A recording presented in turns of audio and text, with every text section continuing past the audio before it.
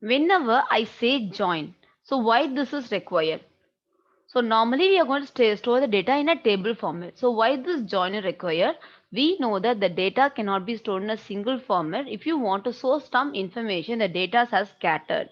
For example, if you take the bank as a database, bank will have the customer information separately and loan details separately and account information separately, where the multiple information has been stored in a different tables. If you want some specific information to be accessed, I want to join multiple tables and I am supposed to access it. That is the necessity of join. Okay, which is used for combining multiple tables and fetch for the single resultant. Okay, now if you are speaking about the join, there are different types of join. Those are inner join, outer join, and this outer join has been classified into left outer and right outer. Left outer join and followed by right outer join. Okay, and followed by full join. These are the different types of join. These are the basic necessaries there. Apart from the self join, Cartesian product, many things are there. Right now, these things are the major one, guys. We'll be seeing all about this. So before moving on to this join, let us create two tables for implementing it. So we'll create employee table and department table with certain columns. Then we can go ahead with the implementation of it, so that you can able to see lively what is happening, how this join works. So right now, let me create a table. So we are going to create a table, create table. So what is our table name? I told you our table name is employee. So right now where we are, okay, we can use the employee table itself, or we can create database, create database, my info. Let the database me my info. Okay, after this we can use this my info.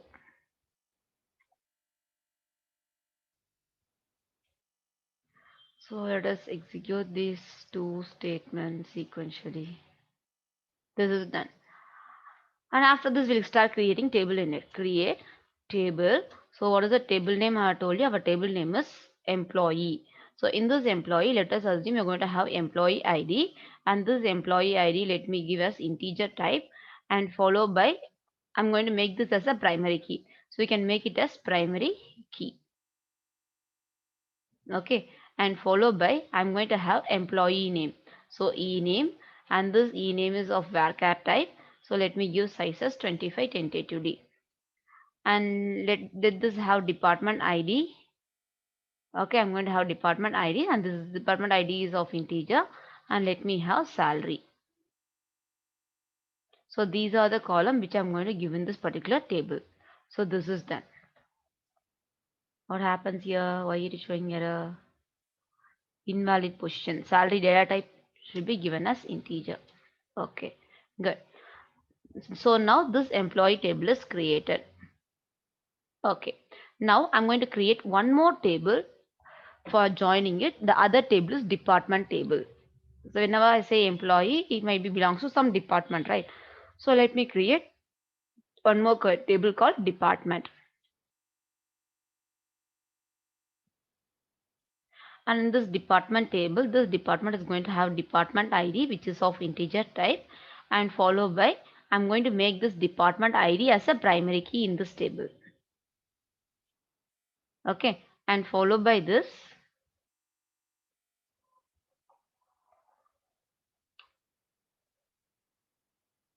mm, just a minute.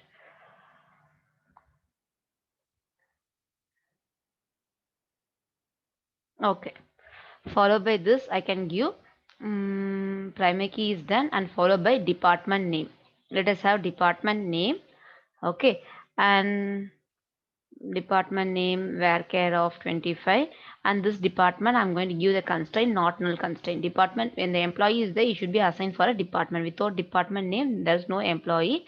And let us assume there is a manager ID, and this manager ID is of integer type.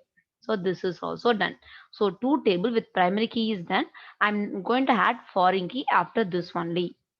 Okay, so far I didn't do anything. I'm going to add foreign key to it.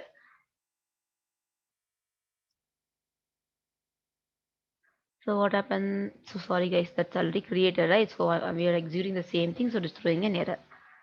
So now this is done. So right now two table has been created. Prakash, varchar means string type. Since 2 days you are seeing, now you are asking what about varchar? A string type. Okay, fine.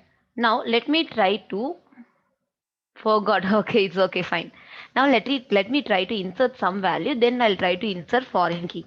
Okay, insert into table name. Okay, insert into table name. Mm,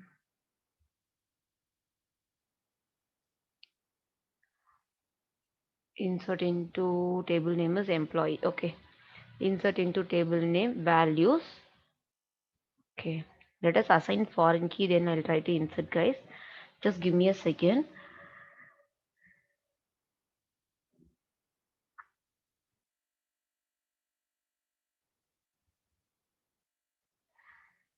Okay, we'll assign the foreign key. Okay, listen here. I'm having these two tables, right? Employee table and department table. So you can notice that if you want to relate these two tables, what I can do is this employee ID is a primary key. The employee will be the manager, isn't it? Employee of an organization, any one of the employee will be the manager. So if he is the primary key, I can make this column as a foreign key. The same way, here I have department. So department ID is the primary key. Here I can make it this as a foreign key. So got it? Like this, I can assign a foreign key for a column. After after creating a table, you can make a foreign key based on a column. So if you wanted, you can have for primary key and foreign key both the thing. Morning, someone Samir has asked, in the reverse, is that possible? Here you can look at it. I'm going to make it as here this department ID is a prime foreign key, and here the manager ID I'm going to make it as a foreign key. Look at it how we are going to do it. So wait, I'm going to alter this table. Alter table employee. Alter table employee. Okay, and here let us assume I'm going to add constraint here. Add constraint. Here what I'm going to do is I'm going to add a foreign key for the department. This foreign key for I'm going to make this department ID as a foreign key. So let me give some name FK foreign key department, some name. Okay, what is it? I'm going to make it as foreign key, so I can make it as foreign key. So this can be done, and followed by department ID can be mentioned here. What is the variable name? I mentioned it. I have mentioning is department ID. So this is done. Okay, guys, give me a second. Let me check where it is. Something is missing. Some extra parenthesis there. What happened? This statement is incomplete. Why is there? Alter table name. Add constraint foreign key, and here I should mention the references also here, right? References, we forgot it. So we mentioned references in references to department table. Okay, in references department table. In department table, what is the column we are taking as a reference? We are taking the references department ID. So I can mention in references to department ID, I'm making this as a foreign key. Now, if I execute this statement, you can notice that this particular column is made as a foreign key. This particular column will be made as a foreign key. It will refer the department table. Right now, I'll never execute, guys. Later on, I'll let you know why is that. And next is alter table name. My table name is, I'm going to make it as department table.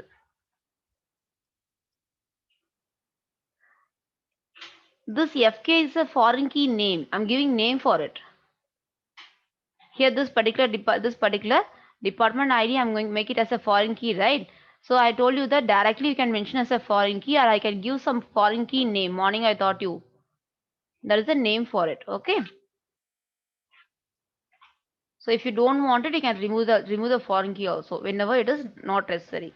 So that is a name. That is the use of it.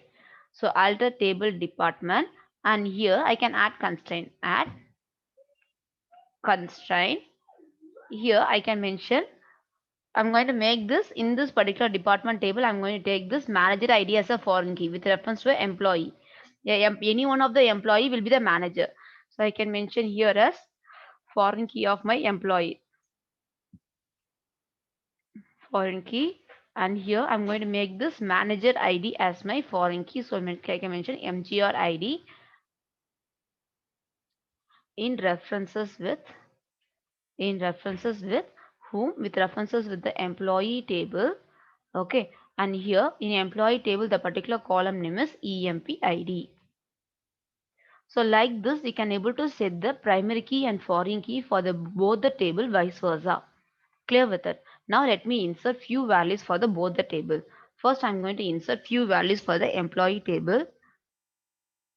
Insert into table name employee followed by values, and here I'm going to insert the values like this. You can assume the value is 1 2 3. There is a employee ID and employee name be Suganya. Okay, and we can take some other name. Okay, daily I'm taking my name, right? Okay, let us take Shamir name. Shamir, and let the salary be 90,000 and let the department be 111. Okay, and I'm going to insert few more record like this. So let me copy paste it. We are having only this ID, right? ID followed by employee name followed by the department. Salary is last. Okay, we'll make a salary last. 111.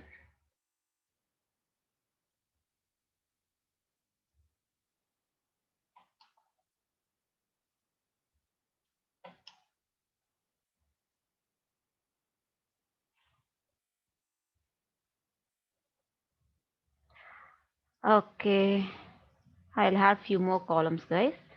Sorry, guys. The previous one which is copied is coming. We'll modify it. So 111. Let me make this as a department. Okay, right now department ID.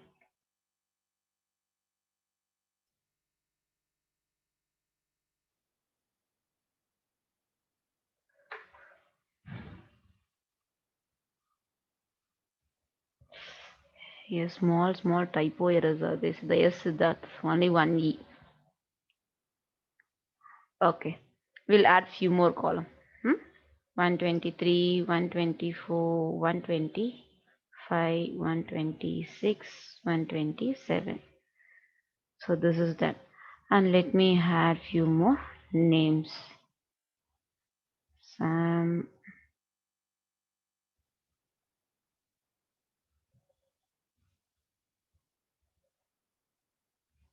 Zara, Shakti, and followed by Harry. Okay, and let the department ID be different department. He is from 222 department, and here let the department ID be 333, and let it be 111, 222. Okay, so this is done. So let us execute this one. Salary will modify it 80, 70, 90, 80. Okay, like this. Okay, fine. I'll execute this. What is there? E is there. Okay. So this is done. So now this table is created with the value. The same way we can insert value for this department also. Insert into your table name department, and here followed by values. Here the first department value is department ID. Let me give department ID is 111, and here department name is the next column. Let us assume training is the department. So triple one department is in training, and next is followed by the what is the manager ID, which and under which manager he is coming. So let us assume 123 is his manager. Okay, those who belongs to triple one department, 123 is his manager. And the same way, let me insert two more records. So the same way, let me give for triple two and followed by triple three and followed by triple four. Okay, and right now let us assume this particular is testing department. Okay, and next one is all about development.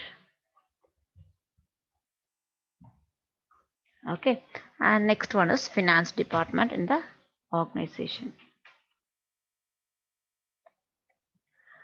So let us assume this particular finance department there is no manager. Okay, so this manager ID is 124 and 125. Okay, let it be. So if you want to avoid one column, what you're supposed to mention the column name. Insert into table name.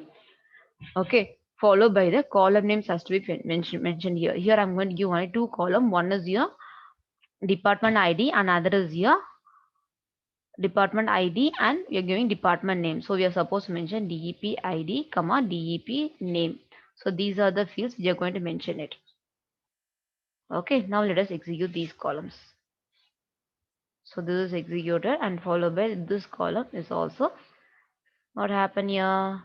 DEP name, right? What did I give here? Just a minute. D name. Okay, we'll modify this one. D name. Fine. Now let us execute this one. So this is also done. Now let me try to assign this constraint, guys.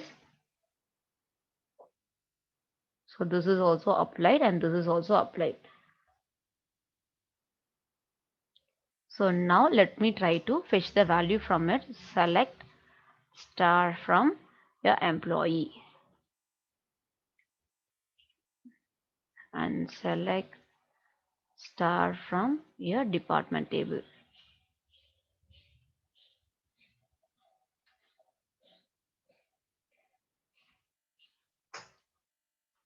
Okay, we'll select these information. We'll see to it. Then we can start with our joining process.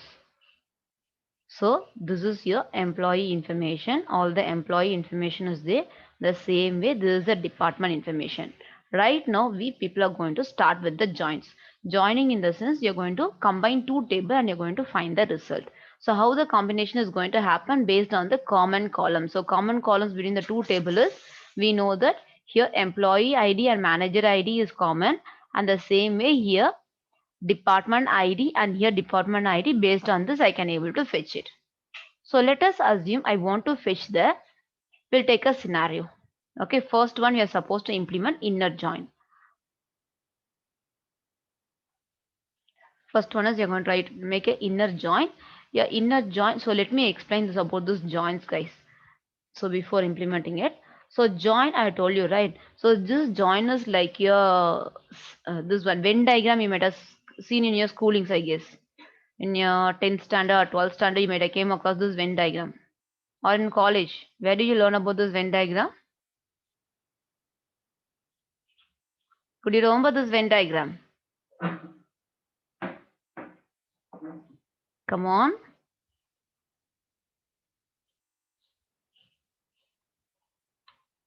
When do you learn about this one? Okay, in a schooling you learn about. In college also you had it, right? Okay. You can relate this particular joins with the Venn diagram. So I have given you 4 joins, right? I'll let you know what is that. Okay. Whenever I say inner join, so how the if at all you might have came across this, you can let me know, guys. What is this inner join? Have you learned about this? Have you heard about this join, inner join? How does it looks? So let us assume, okay, don't you know what is that? No, right, okay, let me explain you, don't worry. So let us assume this is your first table. This is your table A and this is your table B. So just I'm relating with this, guys, it will be easy for you to understand it. That's the reason. So if you're having two tables, whenever we people are going to perform inner join in both the table, so when you're for requesting for some column, what happened? The common values from the both the table will be fetched. Common value is similar to a intersection. So I can notice that the common value from the both the table will be fetched here. So this part will be given here. This is all about your inner join. Okay, and the same way, and the next type will be going with the outer join. Okay, in case of outer join, we'll have a left outer join and right outer join. The first case we'll go with the left outer join. Left outer join. In case of left outer join, what happened? All the values from your left table will be displayed.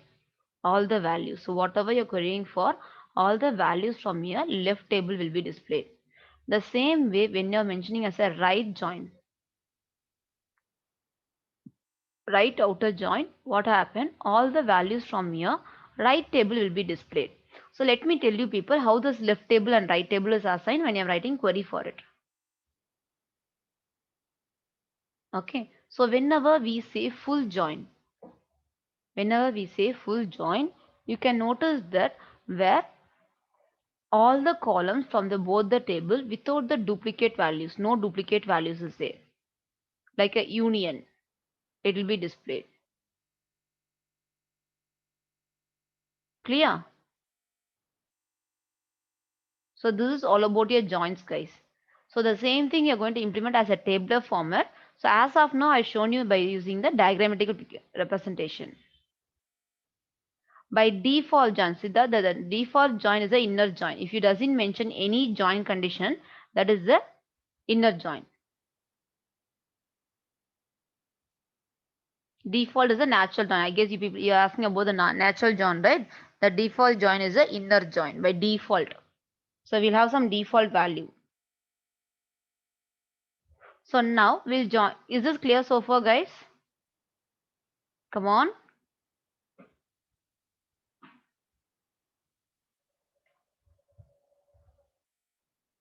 Is it clear? Shall we go with the implementation of it?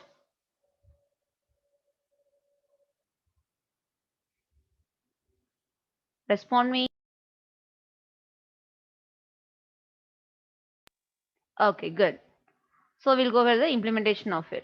What happened today? Response is also very slow. What happened to you people? Harsha, just know you're joining, huh? Okay, we'll go with the implementation of it in a join. Okay, let us assume from the both the table, I want this information. The first information is I want department ID. Let us assume I want department ID from my department table. Okay, look at the constraint what I'm giving here. Department ID from department table and department name. So I want department ID and department name from my department table. Okay, the same way I want employee name from employee table.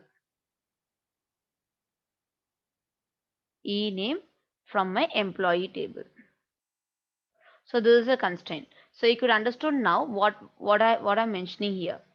So from the two table, I want to get a information department ID and department name from department table. Same way employee name from the employee table is required to be displayed. In those cases, I need to combine two table. So I'm going to apply inner join here. I told you people what is inner join. The common values from the both the table, it is similar to the intersection, is going to be displayed. So look at here. So if you want to mention join, I'll be mentioning select. So what do we want? We want department ID. So whenever I say department ID, you can notice the department ID is there in my department table as well as in the employee table. I have department ID. So I should specify here from which table I'm going to fetch the department ID. So you're supposed to mention department ID. This is required. Department ID, comma, followed by I want my department name. So in case of department name, only the department has department name. So it is not required to mention department name. Directly we can mention D name. Okay. So this is done. And followed by I want my employee name. So I can mention EMP. EMP name is a variable name. I used it, right? E name. Okay. The variable name should be cautious. So E name, this is done. From department table, okay, I have mentioned clearly that what are the information required. Department ID from department table. So this department name is unique only in case of department. So it is not worry about mentioning the table name. So I mentioned department name alone and followed by employee name is mentioned here. Since the employee name is also unique only for one table, it is fine to mention directly. It is not required to mention a table name. If at all you are willing to mention a table name also, no issues, you can mention it. Okay, from department, and I'm going to mention join. So I'm going to mention inner join to which table? I'm going to join my employee table. So department table and employee table is joined on basis of what? On basis of, let us assume I'm going to join these two table basis of this employee ID and manager ID. So I can mention on basis of department dot, in case of department, what is the employee, this particular employee ID is reflecting as, it is reflecting as a manager ID. On department dot manager ID, okay, equals to employee dot employee ID, employee dot employee ID, EMP ID. So is this statement clear, guys? Inner join, even if I mention inner join or simply I mention join, both the thing is going to give you only the same result. So don't be worried that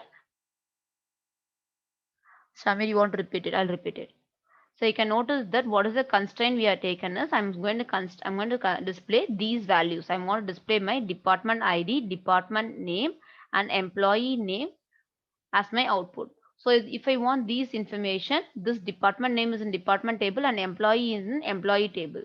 So if I'm supposed to perform a join, here I'm going to implement inner join here.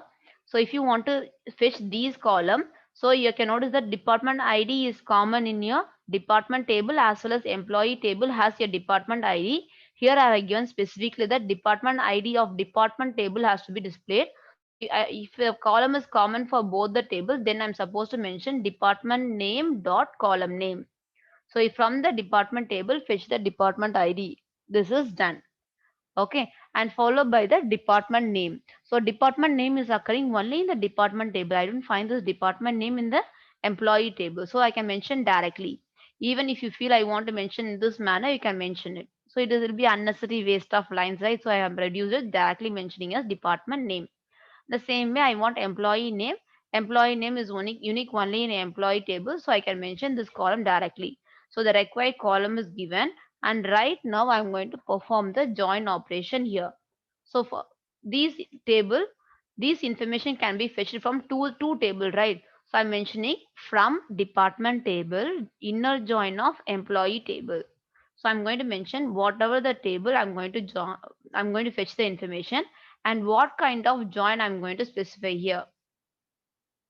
Okay, how I'm going to fetch it by using inner join or outer join or left or right, I'm going to mention here. Exactly, I'm supposed to mention it. If I mention inner join, only the common column from the both the table is going to be given as your output.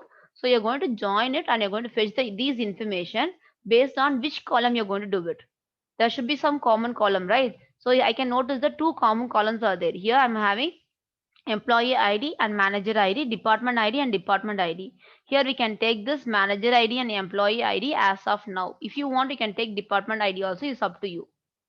So whomever the employees in the employee table whose ID is matching with the manager ID, those information alone. Got it? So this is literally means this query is all about the employee who are all the manager. I want those information to be displayed.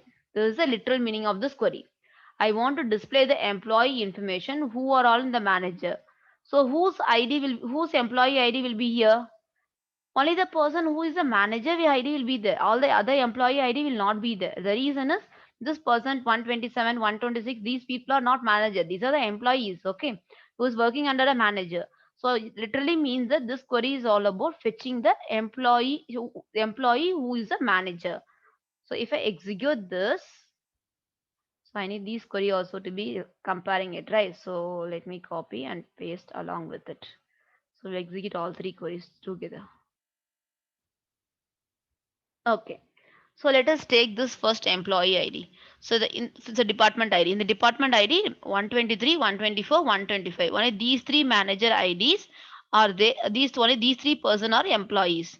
So these are the common columns between both the table. In a result, you can notice that 123, 124, 125. These three persons department ID is there and followed by the in which department these people are working and what is the name of the employee.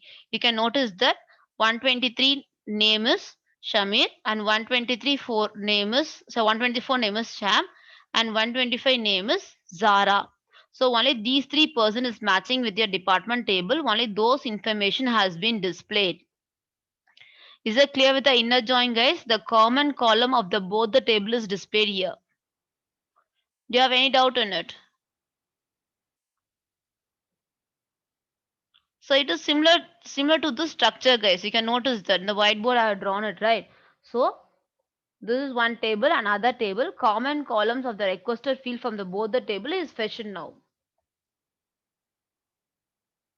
Do you have any doubt in it? Let me know before moving to the next one. Some of your mentioning an inner join or join is going to produce you output of inner join only.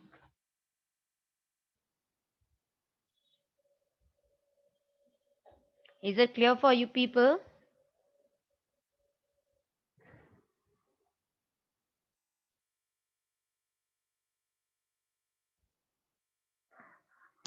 146 you want to repeat it.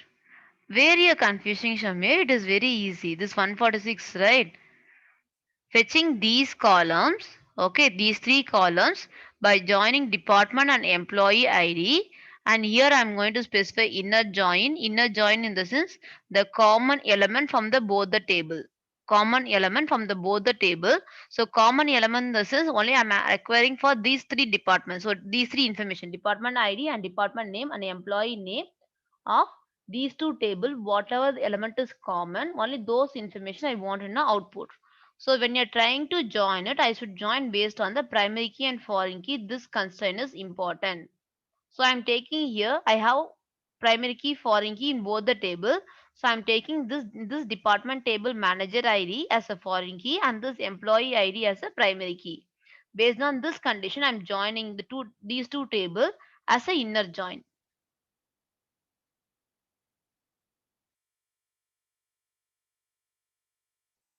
So you got confusion. E name does not belongs to department. So don't see with this department alone. So look at here.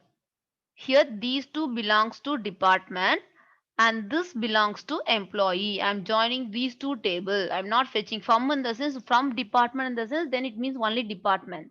From in the sense the resultant of these two, joining of these two. Joining of department and employee. From these two table, whatever the information you want, you can give it.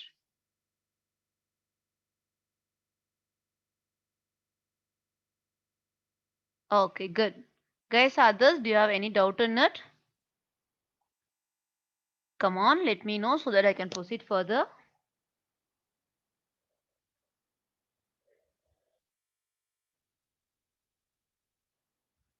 Clear, right? Okay, we'll move on to the next one, that is outer join. In case of outer, we told that there are two types of outer join. One is left outer join, another is the right outer join. So first we'll go ahead with the left outer join. So let us assume for the same query, I'm going to implement the left outer join. Only the information from the left table is going to be fetched. So same query I'm not going to modify it here. Only here I'm going to mention left outer join. So now what happened? So I'm going to fetch here. You can notice that I'm going to fetch here which table is treated as a left table. You can notice that this table is your left table and this table is your right table. Clear with it? So the employee, this department table is a left table and your employee table, just a minute, am I right? So okay, just a minute. Let me modify this condition alone here. So let me bring this department here.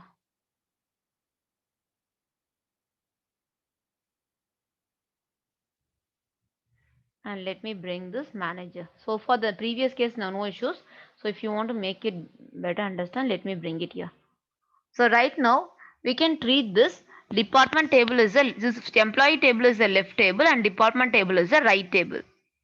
Okay. So in case of left outer join, what I told you, all the columns of your left table, okay, all the columns of your left table and only the matching columns of your right table will be displayed. In case of left, what I told you, so all the columns of your left table, and if at all something is matching from your right table, only those information will be displayed. This is all about your left outer join. Here, look at here. So right now, who is your left table? Your left table is employee and your right table is department. So right now, what happened? We are asking for employee name. So what happens here is when I go ahead with employee table, you can notice that here I'm requesting for employee name. So all the information of employee starting from Shamir till Hari, all the information is going to be displayed. Okay, all this information will be displayed. When I say name, all the name will be displayed. And here we are going to fetch from the right table, we are going to fetch your department ID and department name.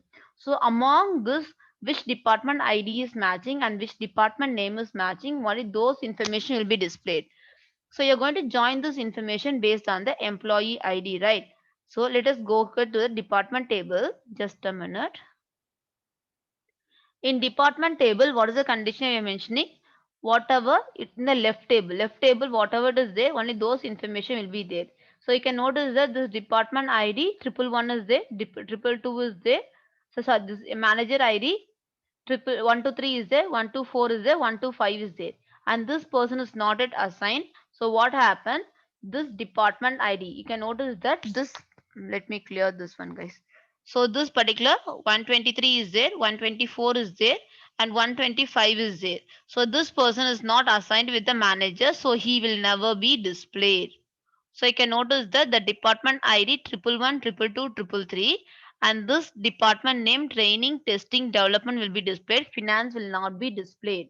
So you can notice that all the employees from employee table and from the department name, these three department and department ID, these three department IDs will be displayed. Now let me clear it and let me execute for you people.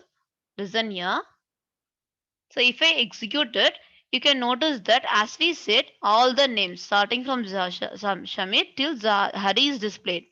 And here you can notice that the department, only these three departments displayed and the last department is left over since there is no employee ID in it. So we are going to join based on the employee ID only, right? Employee ID and manager ID which is matching. You can notice that there is no employee ID assigned for it. It is not matched. So only the all the element in your left table is displayed. All the element of your left table, these information is displayed. Apart from the matching column is displayed, you can notice that there is no matching department ID for Shakti and there is no department name.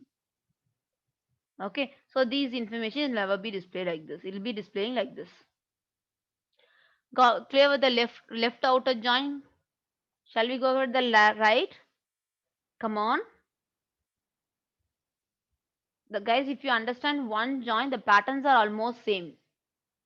No need of worrying about each and everything. Okay. And next is right outer join. In case of right, so here the second table is considered as a right table here, right? The department is considered as a right table. So here, this is your left table and this is your right table. So now what happened? All the columns of your right table will be displayed. So from your right table, what we people are expecting?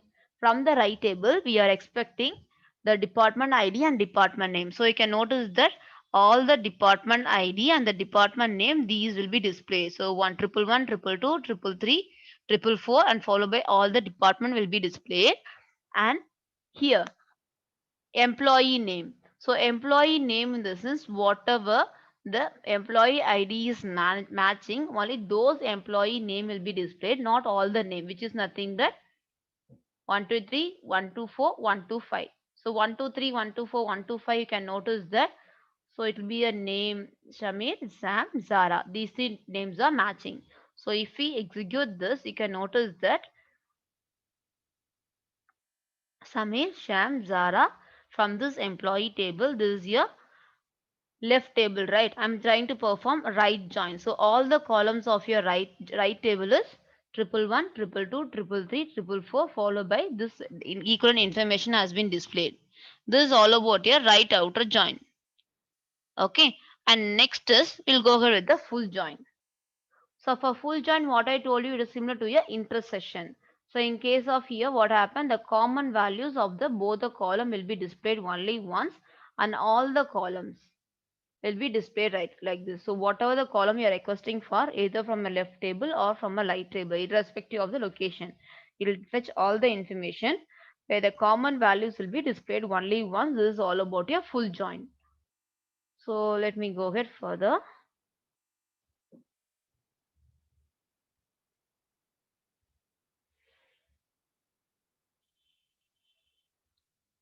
Instead of right, I'm going to make it as full. That's it. You can notice if you are browsing somewhere, you can notice that you'll be getting alias name and all those things. Don't be confused it, okay? Joins only with keys, Samir. Without keys, it is not possible. If you want to do operation in more than one table, then you're supposed to make use of key. Okay, that is the main purpose of key. For joining two tables, there should be a key constraint.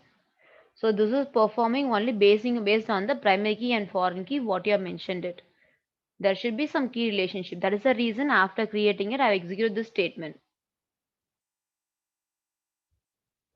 So now let me execute this full join.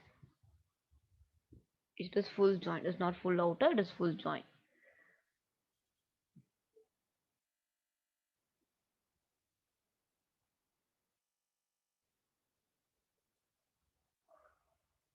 What happens here? It is throwing error 49. Just a minute. Let me have a glance of it. Full outer join. Why do I erase it? By speaking, I erased it unfortunately.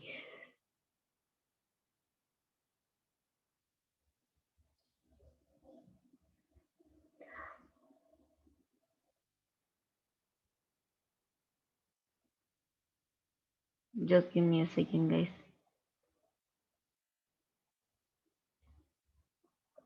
Department.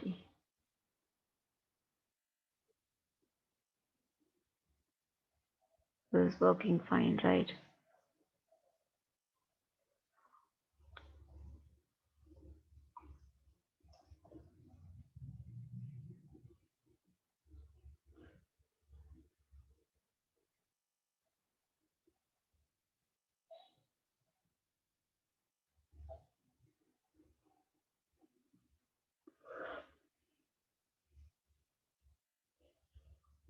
It is full outer only. I mentioned outer only, na?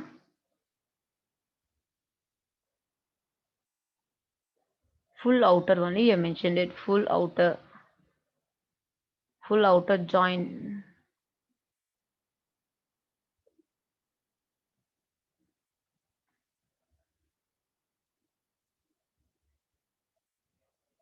No, outer is required here. You are saying me to remove it. But it is required, guys. See ya.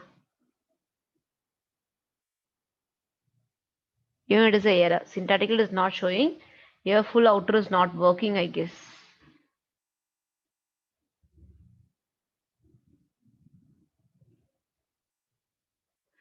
So some editor will have some issues like this, guys. Okay. Full out, but outer should be there. Full outer. Select. Okay, from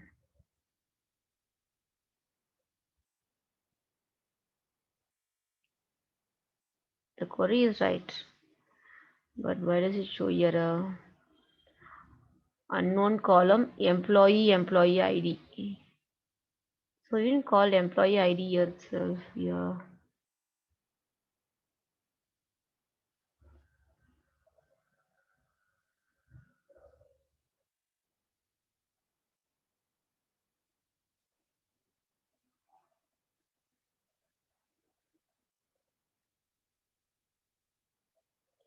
Employee.employee ID is fine. So if it is not, Just a minute. So what else we have made? We have made department and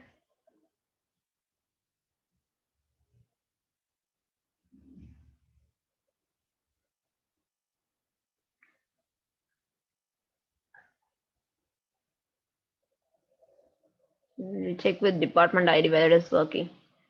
Okay.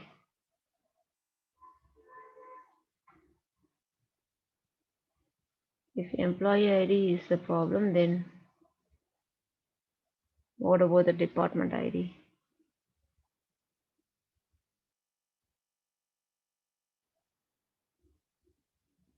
Just a minute.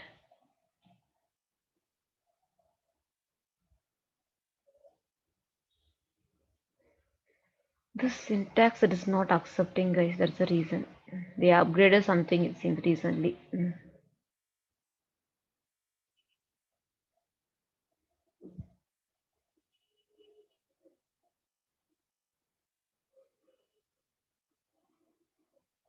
Department, same way, full outer join. Everything is fine. Here outer should be there. Without outer it is the wrong one, guys. Full outer join only. Some case it used to happen, guys. For the it depends upon the editor where you are using or the where you are going to work with, the which database you are working with. This issue happens.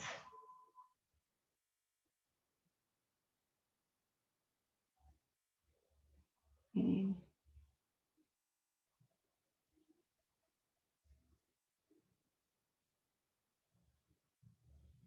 Condition should be there, Prakash. We should not remove. We cannot remove the condition. Condition is mandatory. I don't think so. There is problem with this query only, I guess. Query in the sense this in this database, this outer join is full join is not working.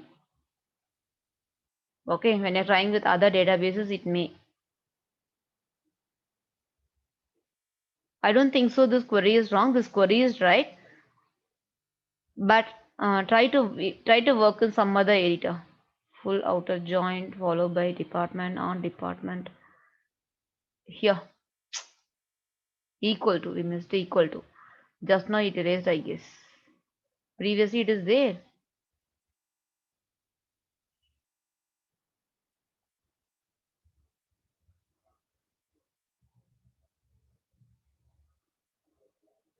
No, Prakash, it requires. It requires. There is no rule like that. Whenever you're going to perform join operation, this is required. We cannot modify it. That's a rule. Join requires condition. I don't think so. The query is wrong. Okay, guys, I'll check it in the break time. I don't think so. The query is wrong. The query is right only. So check with some other database. Okay, I'll try to check with some other database during the break time. Okay, I'll check with during the break time. I'll let you know what is happening. There is some conflict in the database. So is this join clear? This is all about your join, guys. If at all you have some doubt on it, you can let me know. We can proceed further. Come on, make a quick response. I'll see to this inner join, this full join alone during the break time.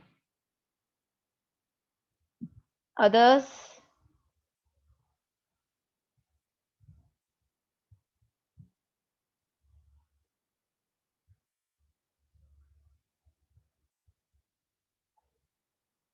come on, respond me. You can move on further.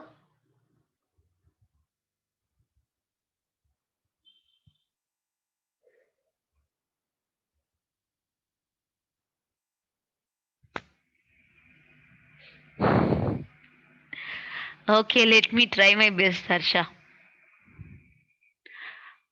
Okay. Okay, guys, we'll move on to next one. And next is we'll see about the few commands about transaction. So we have seen that DCL language, right? Okay. So we'll see about the transaction. What are the commands are there? We have seen data control language. Data control language we are not going to see with this. The reason is we are not going to deal with this grant revoke permission. We'll see with D data transaction language. Okay, so now we are supposed to see with what is the property of transaction. Mainly the questions will be from property of transaction. Have you heard about this ACID property? So transaction, this is how the process is going to happen. So have you heard about ACID property, guys? This is an important property wherever you go, you might have heard in database.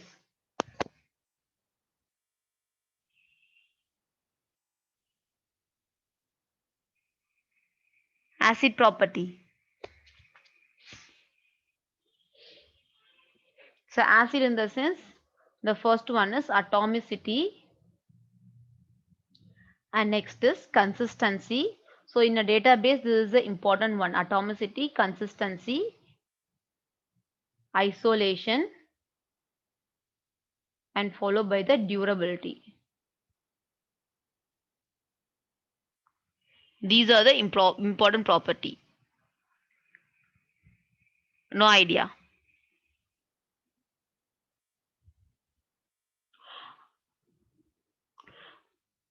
So atomicity in the sense, for example, where right now you people are working with database only for whatever the application you are interacting with, all those things is dealt with the database.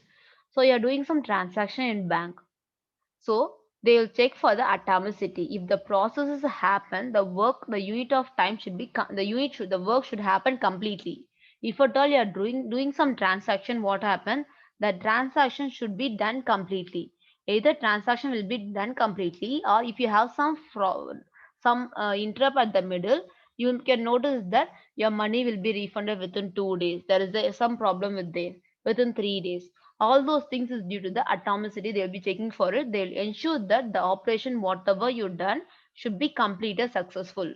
Either it will successful, or it will roll back the entire operation. Roll back in the sense undo. It will roll back the complete operation. For example, if you are doing installing some software, what happened? If you find some interrupt at the middle, so the entire process whatever it is installed will be rolled back, will be made as undo. None of the software will be half installed and half it is not installed. It will never have like this. So which ensures the atomicity. Okay. And next is consistency. Consistency in the sense, whatever the changes you made should be successfully committed. The transaction should be successfully committed. It should be permanent. Okay, that is nothing but consistency. And next is isolation. Isolation in the sense, in a same account, multiple people might be working with it, right? For example, in your account, let us assume you're going for an ATM, you're going to withdraw some money. Meanwhile, your dad is transferring for your pocket money. He's giving some 5,000 or 10,000. He's transferring. Both the operation is going to happen at the same time. So both the operations should not be disturbed. There should be isolation of a process. Each and every process should be isolated. Good example, Asha. If you get corona, they'll keep in isolation. Mm. So we people are speaking about the transaction. So you can take this as an example. No need of corona. Almost 1 year we have heard about corona, right? So you can keep as a transaction itself. So transaction should be independent of each other. How many transactions might occur in the particular account? The transaction should be independent, should not be dependent on each other. And next is durability. Durability in the sense, once done is done. Permanent changes. After 1 hour, it should not be modified. That is all about the durability. So whatever the transaction you are going to do, it will follow these four steps. We will have the ACID property: atomicity, consistency in data, isolation of the data, durability of the data will be there. So whatever the database it will follow these four property. These are ACID. This is known as ACID property. Okay. And next is, whenever we speak about transaction control language, we came across certain commands, right? Transaction control language, TCL commands. So those we have seen with commit. This commit in the sense save. Okay, saving the changes. Once once the changes is done, you're going to save it. That is nothing but commit. Save permanently. Okay. And next is rollback. Rollback is similar to a undo. Here I'll mention rollback. So you can roll back the operation. Once the operation is done, you don't want the particular operation to be done, you can roll back it. We can notice that if at all the money is sent for the wrong person, sometimes unknowingly for the other account number, you can roll back it immediately. This option is possible. Even for a banking transaction also, this option is possible. Rollback this option is possible. It is back your changes. Okay, undo your changes. And next is save point. Save point or checkpoint. What I can do is I can have multiple process. Multiple process can be done like this. Let us assume multiple processes done. I can have a save point here. I can have one save point here, one save point here. I can have one save point here. When I'm trying to do rollback, if you have save point, it will go one step backward, one step backward, one step backward. It is like a climbing a hills. The person those are climbing the hills, they used to have a mark on it, right? They'll put a huge nail on it and they climb. So once they slip it, they'll come only to this point. The same way here I can have a save point. I can go ahead step by step transaction. So if I feel that only one step is wrong, no need of rollbacking the completely. One if I give rollback, only this step will be happening. Again, if I give rollback, the next step it will be going. Okay, it will go step by step. So for that, I need a save points. It is similar to a checkpoints. So these are the transaction control commands which is available. If I give commit, immediately it will save it. If I give generally as rollback, it will go with undo operation. If save point is set, it will go until the save point. Let us assume that unknowingly you have deleted the particular employee who's in your concern. Unknowingly did it. So if you want to roll back, he is there in your company. If you are giving rollback, what happened? The particular employee will be again inserted to your data. Okay. So for save point, what we can do is I can able to create a save point name. So even now I'm doing rollback operation only, right? So for this save point, what I can do is you can mention save point. You can mention save point and I can give some save point name. Some XYZ or some save point name can be given. Once you are performing rollback, generally if I give rollback as a common term, if I give rollback, the entire operation will be rollback. If I give rollback, the entire operation will be rollback. Instead of giving entire operation rollback, I want to roll back to the certain save point alone. I can give rollback to the particular step alone. Roll back till my save point. The save point name I can give it here. So till the particular point do it. So what happens instead of doing the complete process undo, only this will be made as undo operation. So like this you can able to roll back it. So these are the important commands which is available for transaction. Is it clear?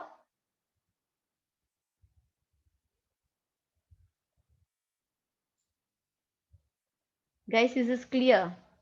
Shall we move for normalization? This is all about your database, guys. If at all you have any doubt, you can let me know. We'll be moving on to the normalization concept, which is the next important concept here.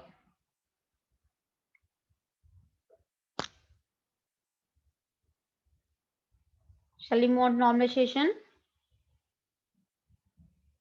Okay, good. So before moving to normalization, I'll tell you some key points is available. I'll let you know what is there. So we people came across these terminology, right? Primary key, foreign key. So when there is a table, okay, instead of drawing, I can make use of the shapes. So let us assume this is a table, okay. So let me have some column inside it. Let me have customer ID and followed by customer name and followed by mobile number and followed by email ID.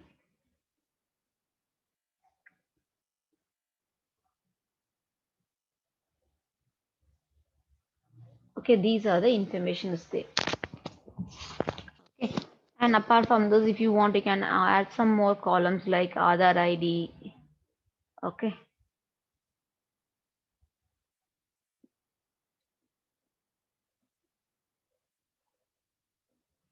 So I'll let you know why I'm giving this one.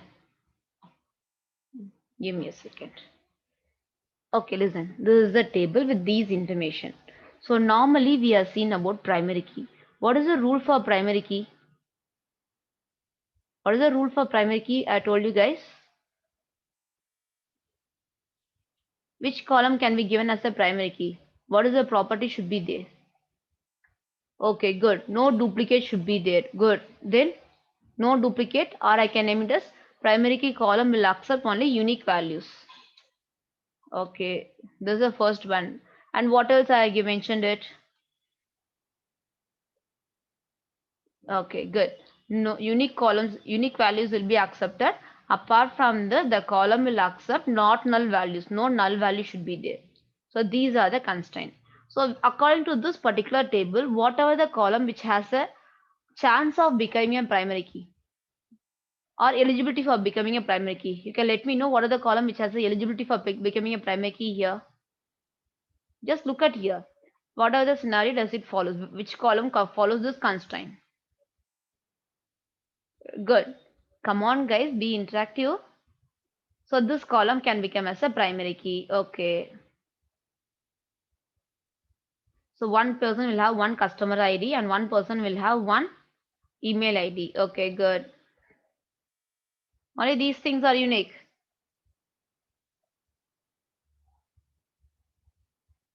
What else? Other ID. Two person will be given same Aadhaar number. No, right? Okay, good, Maurya. Good. Good, Sri Lakshmi. And mobile number will be also unique. So you can notice that these are the when a person is there, okay, he'll be given a Aadhaar ID. So here these person may accept null values also. It is not a mandatory that all the person should have a mobile number and email ID, isn't it? So it is not mandatory for a person to have a mobile number and email ID. Okay, if it is there, it will be unique. But it's not a mandatory one, right? Mobile number and email ID is not a mandatory for a person. Even you can make it as mobile number, even email ID is not all a mandatory field. So you can take this as a person. So here these two column has a property of becoming a primary key. So I can name these column as a candidate key. So it will be coming across the different types of keys, guys. Have a note of it. These are important. Candidate key. So the candidate key means whatever the column which has the probability of becoming a primary key, those column is called candidate key.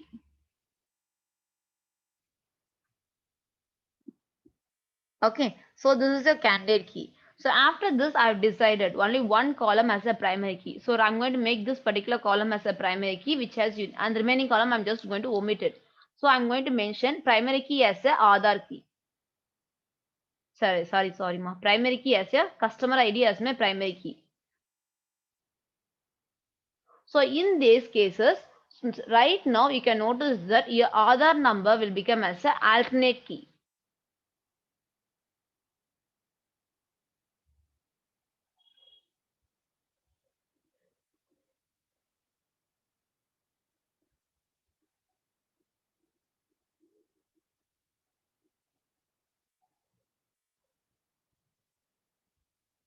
Let me write this terminology first, guys. Then I'll start explaining you people. Just give me a second. Composite key,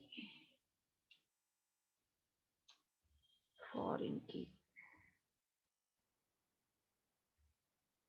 So these are the overall keys available. Okay, if I say that candidate key, whatever the key which is eligible for becoming a primary key, those key comes under candidate key.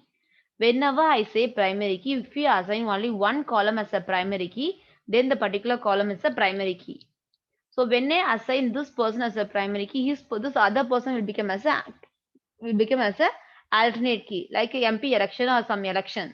So multiple candidates will be standing. If one person is selected, others will become as a candidates, right? It will be the alternate person of it. If something happens for this person, the other person has an opportunity to rule it.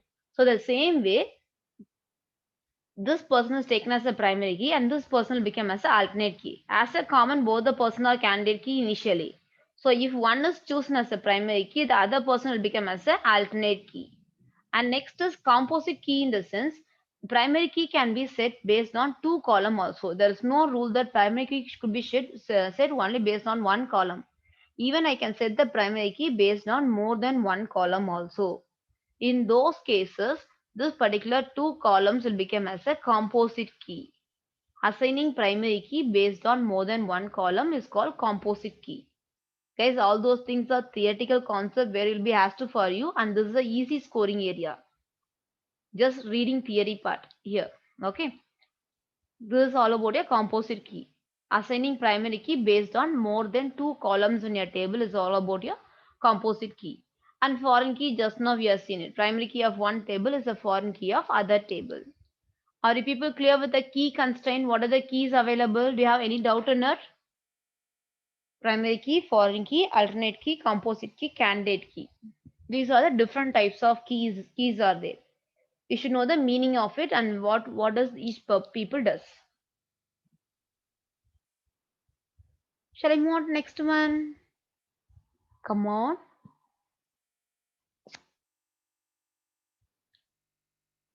Guys, is this clear? What happened? Everyone is so dull. I do know that today is Sunday. Okay, good. Now we'll move on to this is all about your database, guys. Now we'll move on to normalization concept.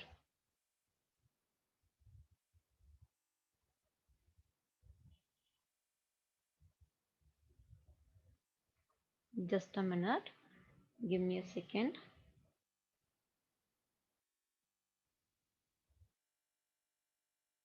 I'll just open the PPT. Maurya, you want the composite key? Okay, just a minute.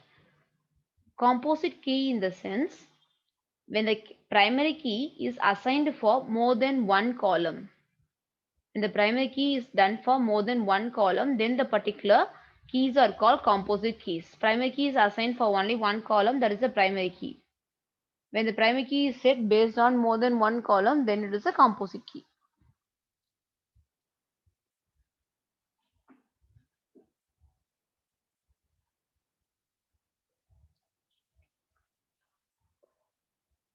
What is it, Shamir? I couldn't understand. Alternate key, Pavan. Alternate key in the sense when two persons are eligible for primary key, one person is made as the primary key, then the other person will become as an alternate key.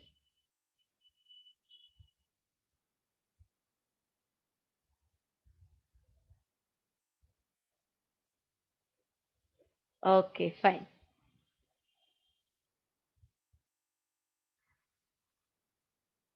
Yes, Shamir, this queries, but this queries is not possible to share it. The reason is it will be in a workbench, right? So let me try to it. If it is possible to post in a chat box, I'll post it all together. If people can make use of it. Okay, let me just a minute. Let me put all these queries in a chat box. It will be easy for you people, right? Even if I don't know how far it is going to come. Okay, it is coming like something else. Better I'll try to paste in a notepad and I'll put in this link, description link. Then it will be fine, right? Okay. Now we'll move on to normalization concept, guys. So this is all about your database. And next what you're going to see is we are going to move to normalization. Just give me a second. Let me open this PPT.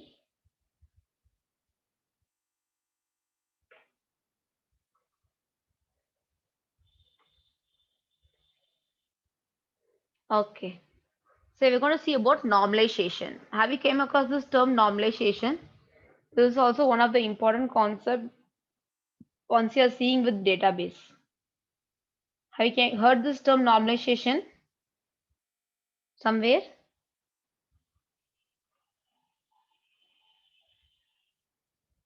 In Max.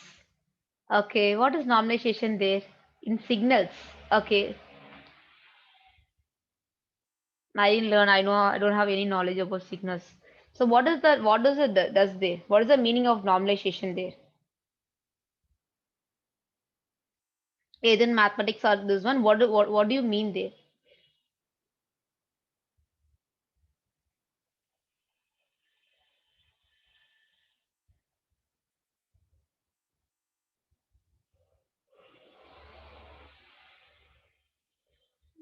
being as equation into a form. Okay, good. To change the term in our convenience. Good. Okay.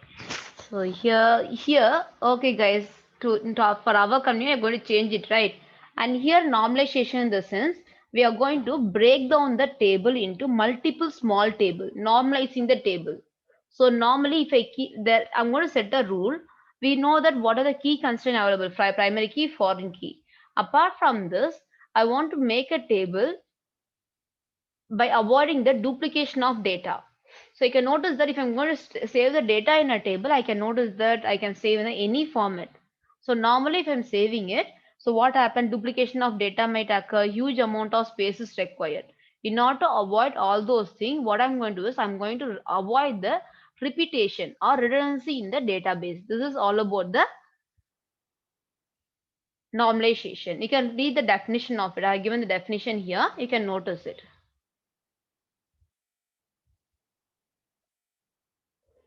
Okay, this is a process which allow us to remove redundant data within your database. Normally, when the data is stored, what happened from employee data, I'll be having some information. The same way, when the department table is there, I can have some information. If at all the data is duplicated, I'm going to remove it by applying some constraint. The process of removing the duplication in a table is called normalization. So how we are going to normalize the table? By breaking the table into multiple tables. If I find some duplicates, I'll break down the table into multiple tables and I'm going to do this normalization. So you can notice that what is the process I have given here.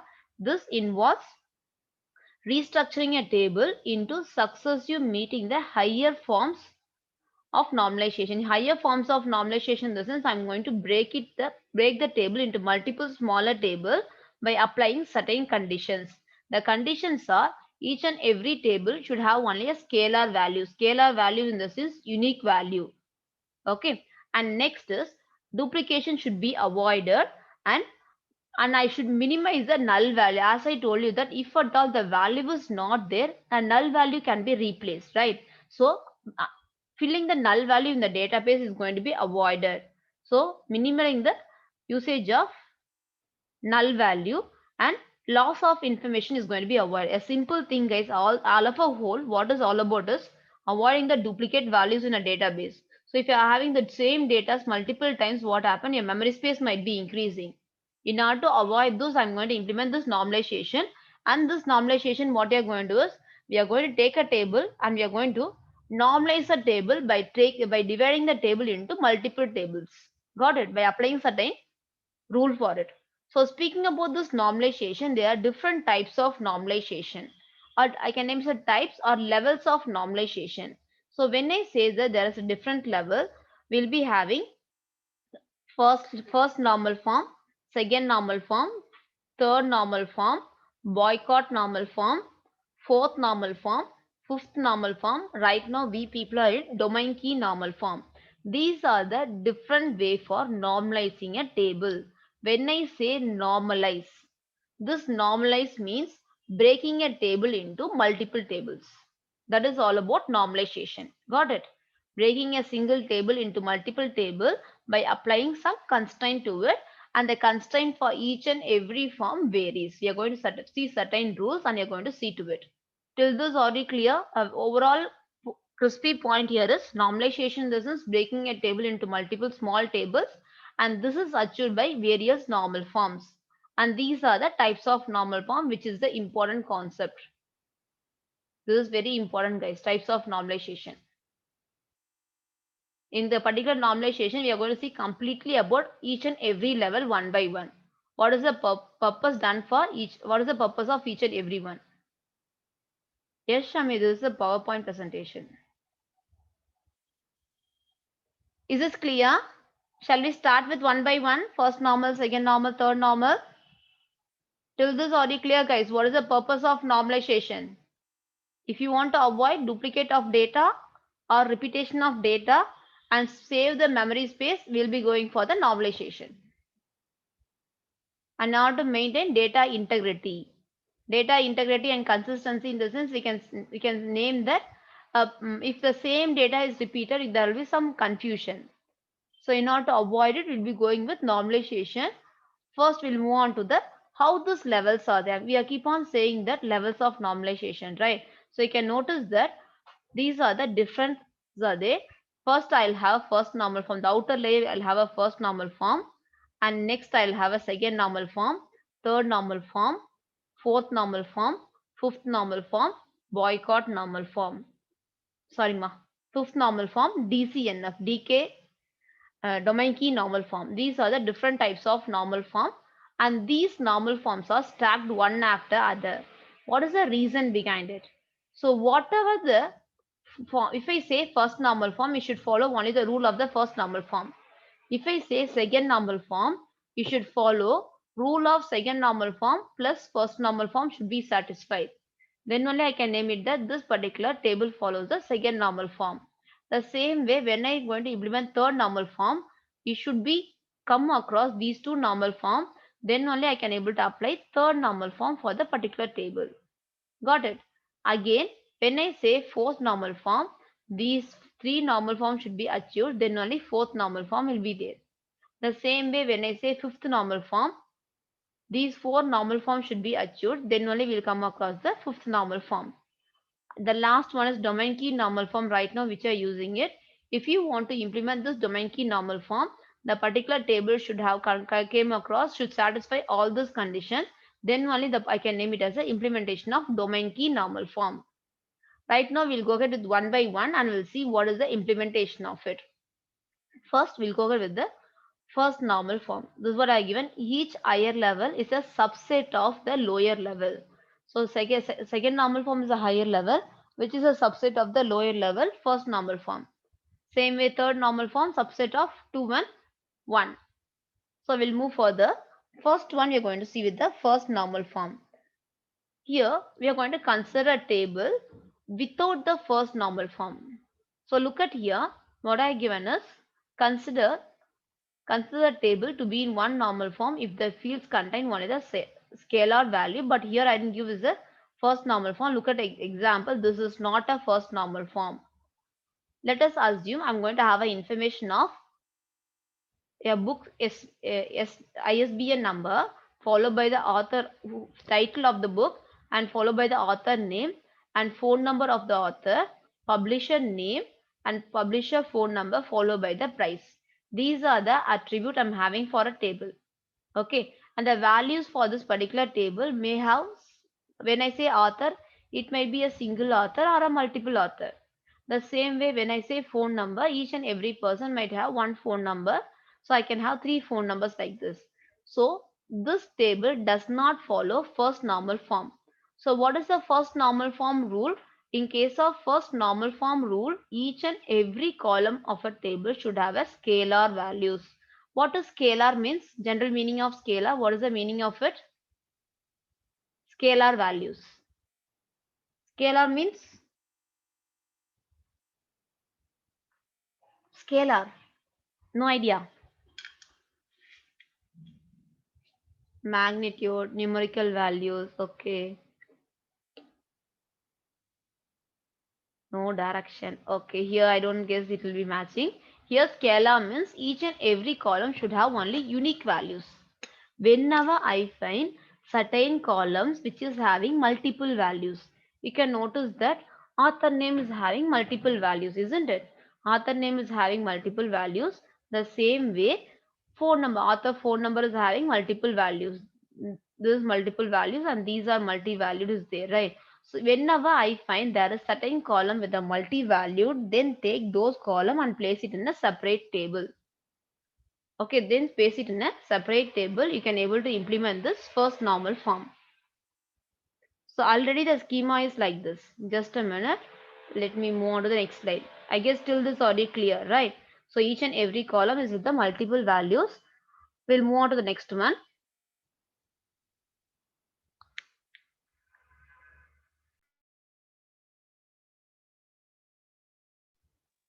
The next slide, just a minute. And the same table, just I'm normalizing. How we are going to normalize it is place whatever the column which has the repeated values I'm going to place in a different table. Look at here. So I know that this particular author name and phone number is repeated. This is making my table not following the first normal form. A table which follows first normal form, each and every cell should have only one value. If I find that more than one value, take those columns, put separately. And who is primary key here? Here, book standard. ISBN number given for a book will be the primary key here for this table. Each and every book will be given unique ISBN number. So just place this particular primary key, make this as a primary key here and bring the column of the table which is repeated to the separate table. This is how to normalize the table based on the first normal form. Clear with it how to implement first normal form for a table? And right now I can say that this particular table follows the condition of the first normal form. Come on, is it clear? How we are going to normalize it? Normally a table can have the values stored in a random manner. Each and every column can have multiple values. Whenever you find the table has multiple values, you're going to normalize it for the first normal form. In the sense, take the column which has multiple values and place it in a separate table. Small house is repeated. Repetition might be there. My statement is each and every cell should have only one values. One value in a cell. That is all about scalar. It doesn't mean the repetition. Got it? Each and every cell should have only one value. In previous case, what happened? I'm having multiple values, right? Sleepy, Snoopy's, and all those in Jones, Jones and Smith, all those things given a single name, single column itself, comma separated. A cell should have only one value, not more than a one value. If I find that a cell with multiple values, place it in a separate column. Okay, guys, this is all about your first normal form, right? So I can move for your break. You can have 15 minutes of break, then we can resume the session. Okay, meanwhile, just go through it. If at all you have doubt, you can let me know. You can move for your break.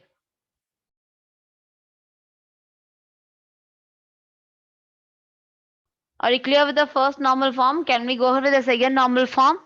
So whenever you're supposed to normalize a table, if at all, if you want to to follow the first normal form, the rule is that the particular table, each and every cell should have only one column. So here you can notice that this particular table does not follow first normal form, where the number of values here is multi-valid. Each and every cell is given as the multi-valid.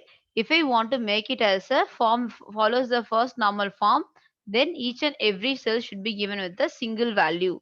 So for that, what you're supposed to do is, for normalizing it, you're supposed to break down the table into multiple tables.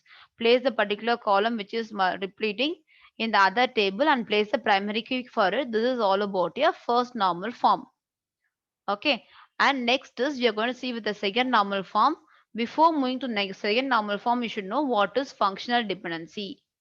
Functional dependency in the sense, one set of a element of a table should depend on the other set of a element.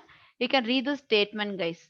If one set of attribute in a table determines another set of attribute in a table, then the second set of attribute is said to be functionally dependent on the first state. One set of columns should be functionally dependent on the other set. Let us give some example. Look at here. You can notice that there is a table which has ISBN number, which is the number which is given for each and every book, and followed by title and followed by price. Okay, these are the information which is given here. And here you can notice that this particular table schema is which has the ISBN number, title and price. So you can notice this title is dependent on ISBN number, where title can be repeated. Two book can have a multiple title. So if you're comparing ISBN number and the title, you can able to find the uniqueness of it. And the same way, this particular price is dependent on your ISBN number. This is called functionally dependent. Each and every column of a table is functionally dependent on the other column for its existence, and this dependency should be only on a primary key.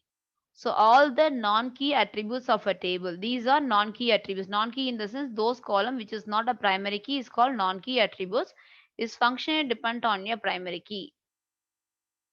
Its function depend on your primary key for its existence. So then I can name it as this particular table follows functional dependency. I can give few more example like this. Look at here. So the another example is what they have mentioned is publisher ID, publisher name, publisher phone number.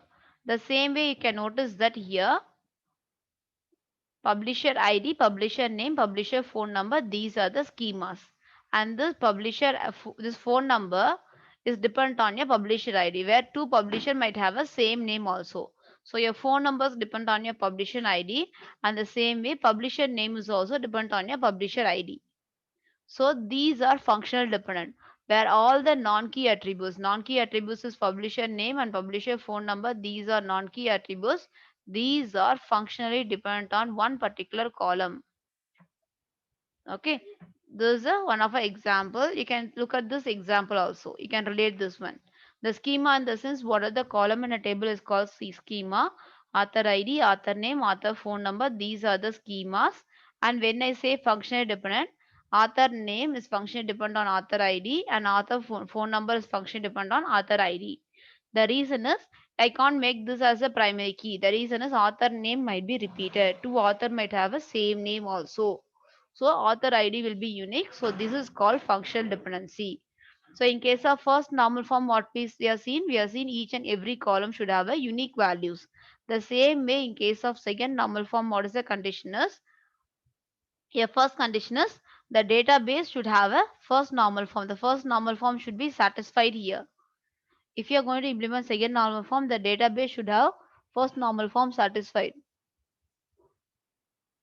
Okay, and next is all the non-key attributes should be dependent on your functionally dependent on your primary key. If it is not dependent, then it is not a second normal form. Got it? So each and every column in a table should have only one value. Followed by it, all the non-key attributes of a table should be functionally dependent on your primary key. If it is not there, then it does not follow second normal form. You are supposed to normalize it. We'll take some example, guys.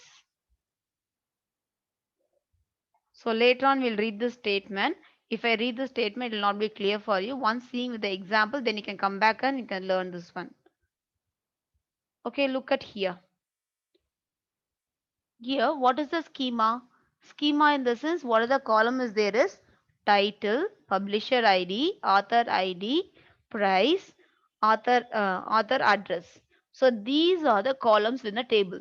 So among this, what are the element which can be given as a key constraint? Title is the unique one. Publisher ID will be the unique one. Author ID will be the unique one. These are the columns which I'm going to give it as a key.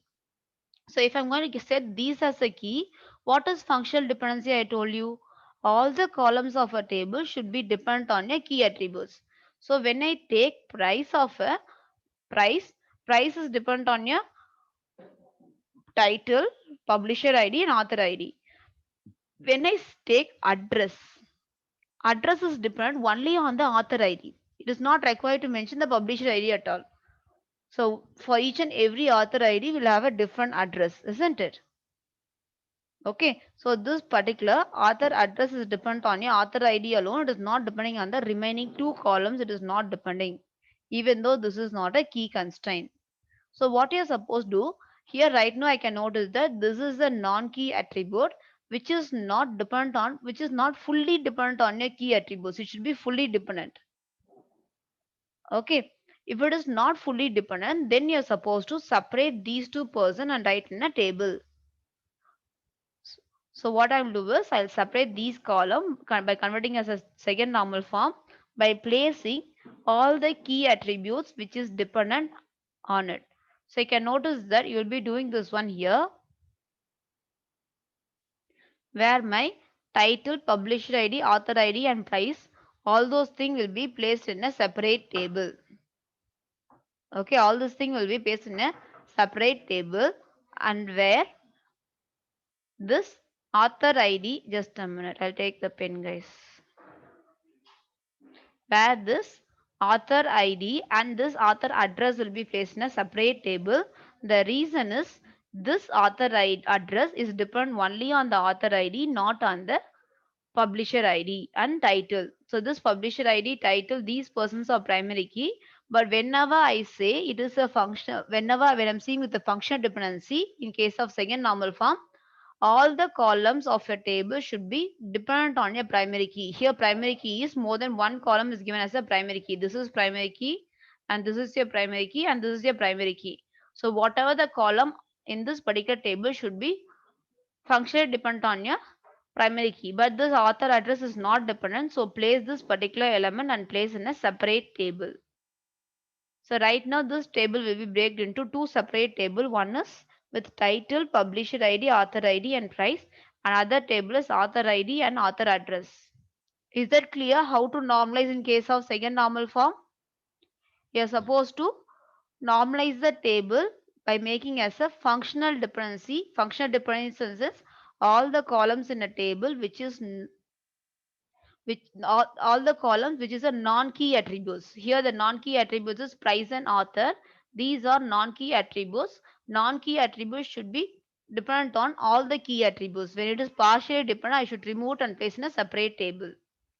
Clear with this one, guys? Clear with this logic? Functional dependency, normalization for functional dependency, is that clear?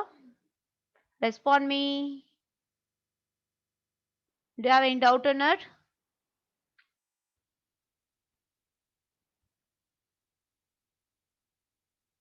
Come on, make a quick response. Okay, good. Now I'll show you this particular theoretical explanation, guys. Now I want you to read this theoretical explanation what they are given. If a data item is fully functionally dependent on only a part of the primary key, move the data item and that part of a primary key to a new table. Got it? So it is not fully dependent, it is partially dependent. So what I supposed to do is I should move those elements to a separate table. If the other data item are functionally dependent on the same part of the key, place them in the new table also. When it is partially dependent, place the particular key and this particular column in a new table. Make the partial primary key copy from the original table primary key for a new table. Place all the item appears in the repeating group in a new table. The process what we did here, they are mentioning that here. When whatever is partially dependent, place in a new table. For your understanding, here I have given one more example. You can look into it. Here what they are mentioned is city, street, house number, city color, city population. So here the element which can be, guys, I guess this is somewhat clumsy. Better I'll move on to next example. It will be somewhat clumsy, guys.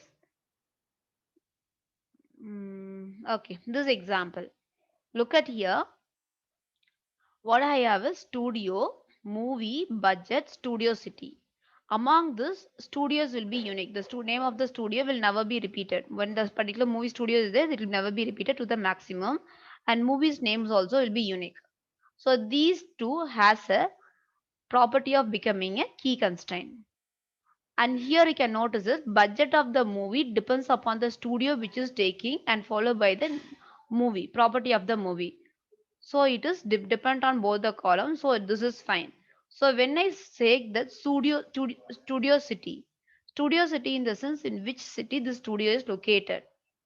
In those situation you can notice the studio cities depend only on the studio. The movie might be taken anywhere also, right?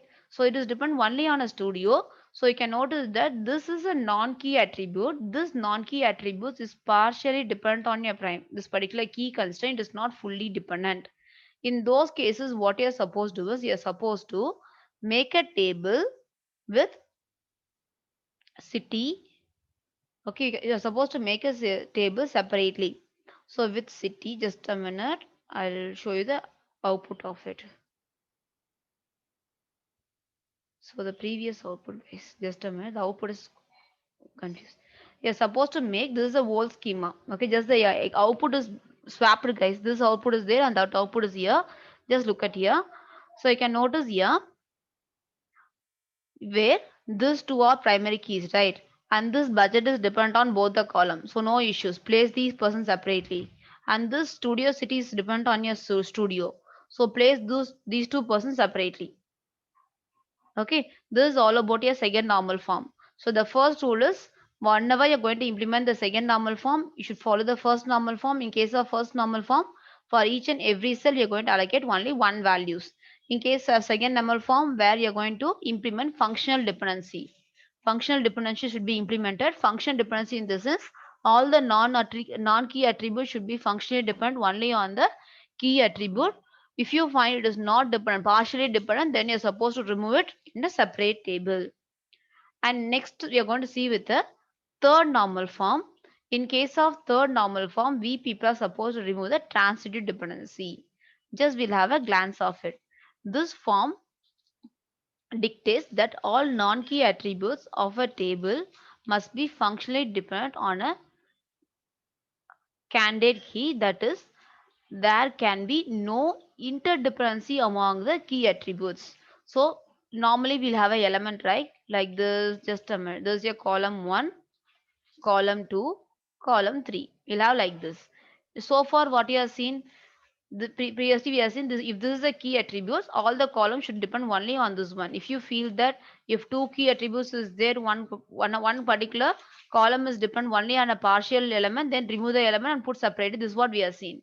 In case of third normal form, you can notice that column 2 is dependent on your column 1, and column 3 is dependent on your column 2, and column 4 is dependent on your column 3. So if it is transitive dependency, the interdependency is there, I'm supposed to remove it.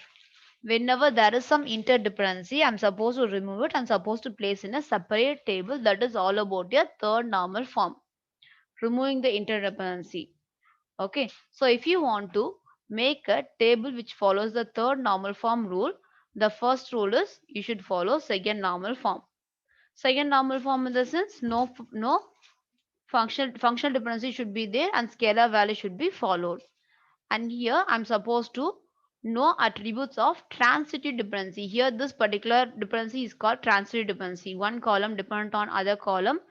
Like this flow goes. This is called transitive dependency, and here we are going to remove this transitive dependency.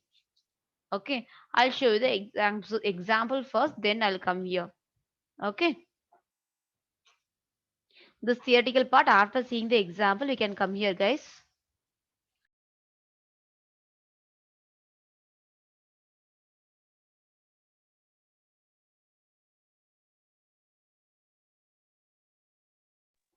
Guys, and next I'll show you the small example. Okay. Let me take a best example, guys. Give me a second. I mentioned two or three example. I'll give a best example for you. Okay. Okay. Listen here. So look at here. This is a table schema. So when I say table schema, I'll have I'll have studio as my column, studio city as other column, and next is city temperature. These are the three columns is there. Guys, look at here very carefully. It is very easy only. Okay, it is not that much tough. You should know the key points, that's very important here. So if this is a table, so I can have studio name, studio city, city temperature. So here studio name is the primary key. You're going to take this as your primary key. Okay, this is your primary key. And here studio city is dependent on your studio, isn't it? So based on the studio, the studio city is there. So this is different. And what about the city temperature? Based on the location where the studio is there, the city temperature depends, isn't it? It might be any part of the location, so it is dependent on here. So you can notice that even though this particular studio city is not a primary key, this is not a primary key, right? But what happened here, this city temperature is dependent on only studio city, it is not dependent on studio. So this kind of dependency is called transitive dependency. Previously, what we seen in case of second normal form, when two column is given as a primary key, when the particular non-key attributes is there, when the non-key attributes is dependent partially on only one column, then we are going to remove it and make a functional dependency. This is what we have seen. Non-keys attribute depend only one column. But in case of third normal form, we'll be facing issues like this. So when the one column is dependent on the non-key attributes And this non-key attributes is dependent on your primary key. Whenever I face issues like this, which means that this does not follow third normal form, in this case I should normalize my table by removing the column which is transitive dependency is there. So you're supposed to place the column like this, where your city and your studio and the studio city has to be made separately, and studio city and temperature city temperature will be made separately. This is how to implement the third normal form. Third normal form is the removal of transitive dependency. Got it? Clear with the transitive dependency, how to remove it?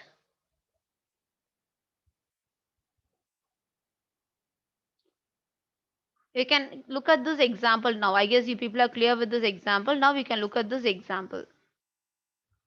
Title, just a minute. Title, publisher ID, page count, price. Among this, where title, publisher ID, just a minute. Okay, where title and publisher ID is a primary key, and this particular page count is dependent on both the person. Page count depends upon the title and publisher ID, and price of this particular books depend upon the number of pages. Sometimes if the book count page count increases, prices increases, right, for the printing of it. So this is dependent on only this person, but this particular person is dependent on these two attributes. So but this person is not a primary key, he is a non-primary key attribute, isn't it? When I'm trying to do this one, this does not follow transitive dependency. In those cases, I'll place these three persons separately. Okay, these three persons separately, a publisher ID, page count, and these three separately, and the remaining elements separately. Now go back here. Now go back to the statement what they are given. Move all the item in transitive dependency to a new entity. Identify a primary key for a new entity. Place a primary key for a new entity as a foreign key of the original entity. So what they are mentioning is whatever the process we did here, they are mentioning it. So you can notice that where the transitive dependency column here has been removed, and this particular studio city has been bought here. Right now, studio city is the primary key for here, and this city temperature is the foreign key.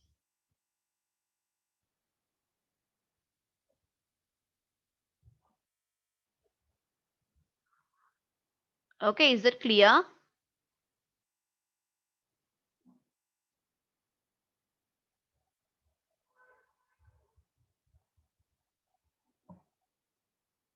Okay. And next is boycott normal form. I'm not going to go much into boycott normal form, guys. One more example for third normal form. You can, if you want, you can look at it.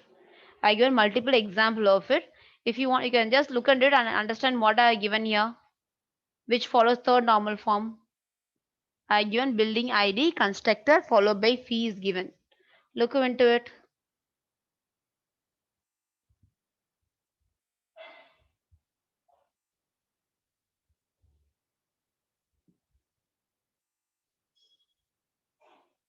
Can you people able to understand this one?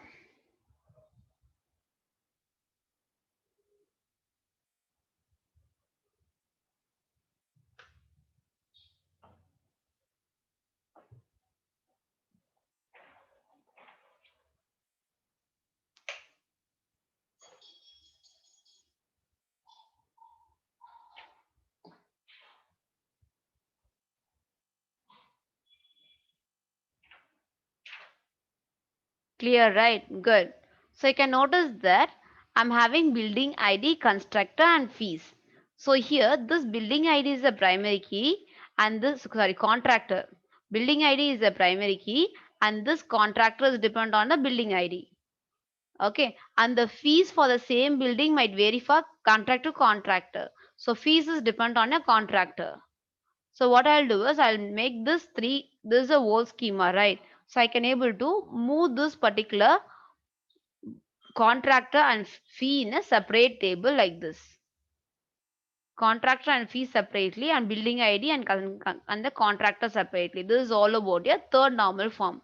So you can notice that contractor and building ID is dependent, and same way fee is dependent on your contractor. I'll be making these two persons separately. Okay. And next is boycott normal form. You can note only theory for boycott normal form, guys. There's no need of table. It will be somewhat clumsy. Okay. I guess you people are clear with the third normal form. First normal form is all about having a scalar value in a column. And second normal form is all about having the functional dependency should be implemented in a table. And third normal form is all about transitive dependency. We are removing it. And this refinement of third normal form is your boycott normal form. Okay. So in case of boycott normal form, I told you that this is a refinement of third normal form, but the boycott normal form is not the advisable one to use it. There is a loss of data when you're trying to split the table. So it is not advisable. So better you can know what is third boycott normal form, then we can move on to the further normal forms, guys. Okay. The boycott normal form does not allow dependency between the attributes among the candidate key. So among the candidate key, it will never allow dependency, and this is a refinement of your third normal form. So more or less I can say that this third normal form and this boycott normal form are same, except except that if the table has two or more candidate key, we are supposed to deal with it. Okay, just go through these points alone, guys.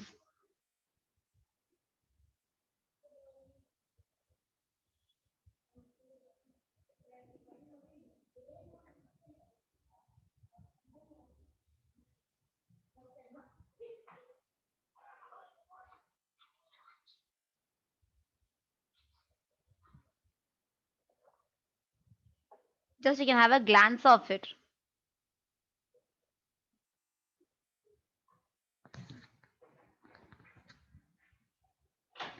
Okay.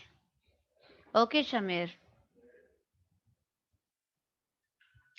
The reason is here, the main thing is in case of boycott normal form, what I'll do is I'll place all the whatever the candidate key is there, I'll place in a separate table. And I'll place the remaining table column in a separate table.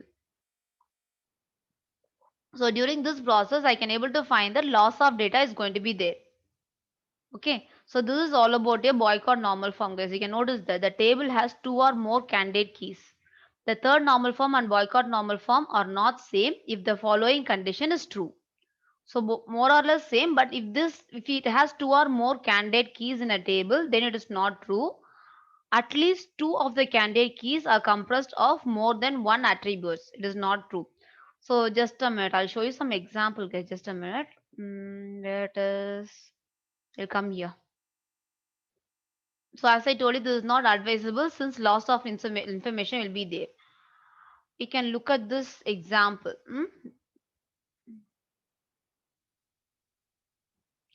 Pavan, you want to explain functional dependency again?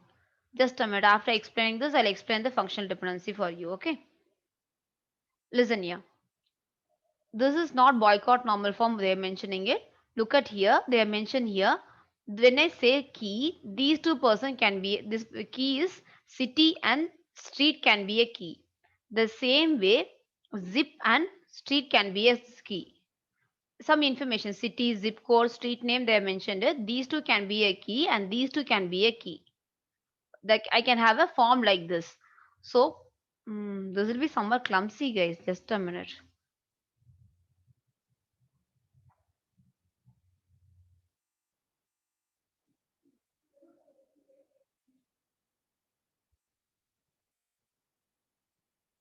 Let me see. This is a perfect example for this.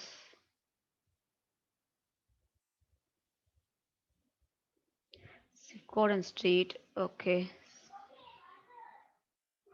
Okay. As I told you that there is loss of information, you can notice that these two access the primary key and these two access the key. But what to say exactly?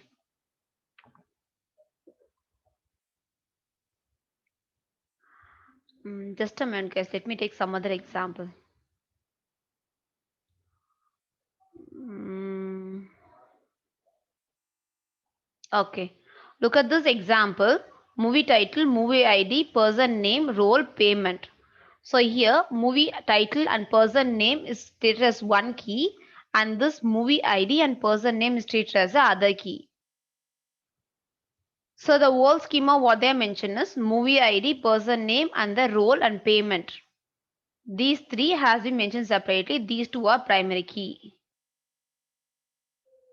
Okay, and the same way here you can notice that they mentioned this movie title and the person name. Title, who is the hero and what is the movie title is there. These two has made as a separate new schema has been mentioned here. But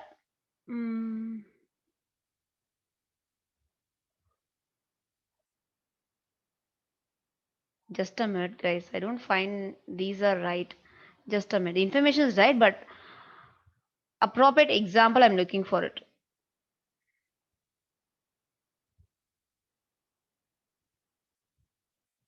Okay. So you can notice that here the relationship between your movie ID and movie title is lost. The movie ID and your movie title relationship lost. For each and every movie there will be separate movie ID and movie title. If you are trying to split like this, the relationship is lost. So here you will be again rewriting the schema like this. Movie ID, person followed by the, because the person name and person name is came separately. So movie title is actually depend on your movie ID only. So when you are trying to implement a third normal form, you can notice that we are supposed to remove the transitive dependency here, right? Movie movie ID and movie title, these are unique, and here person is dependent on this particular element, and this role is dependent on the dependent on your dependent on the just a minute. What is it? Just a minute, ma. This boycott normal form, I told you that it's very clumsy. Mm, mm, mm, mm.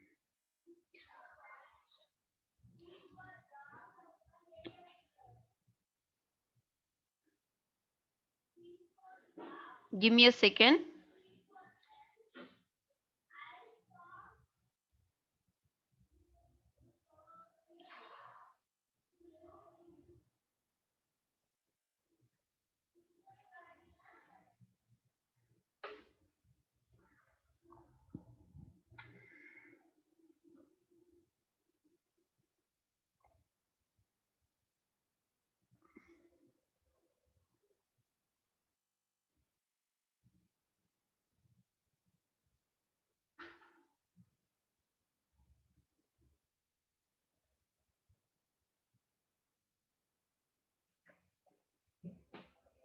So here we are supposed to take what is the candidate key we are taking. Then it will be easy for us to relate it.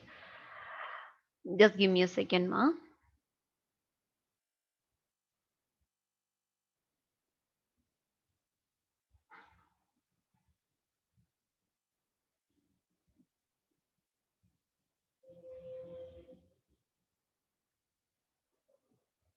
Okay, we'll take this example itself. Listen here.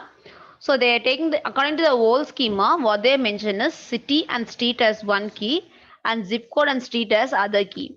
So you can notice that there is no relation between city and zip code here. Actually, based on city only, zip code is going to be there. Okay, there is no relationship between here. So you can able to find out that there is loss of information. Here, this particular city is a unique one.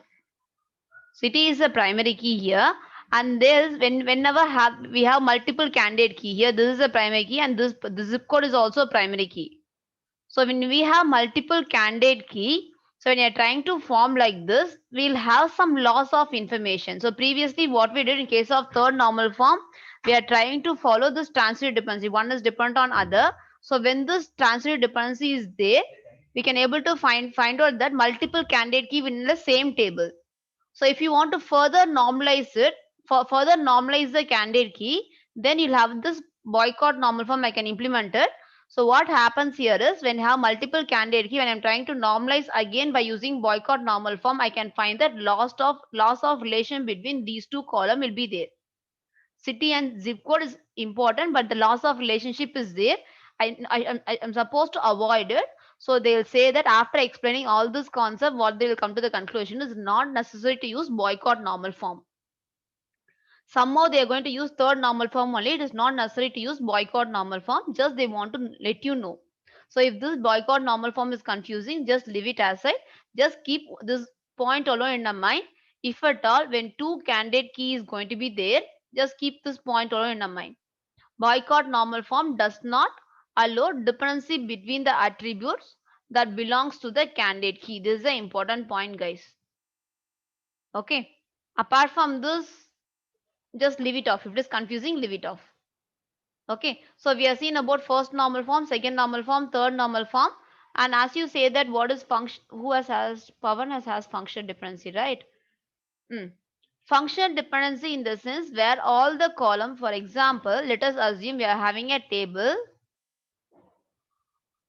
Let us assume there's a table with column 1, column 2, column 3. We are having 3 columns.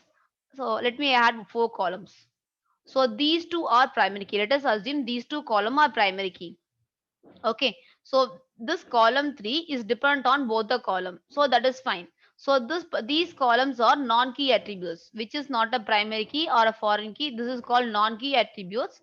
The rule is the non-key attribute should be dependent on your primary keys. So this column 3 is fine. It is dependent on your primary key. When you're coming with a column 4, it is not dependent on your full both the key. Let us assume it is partially dependent on your primary key. It is not dependent on your column 1. Then it is known as this does not follow functional dependency. If you want to make it as a functional dependency, place your column 1, column 2, column 3 separately. Then place your column 2 and column 4 in a separate table. So this is how to normalize your second normal form.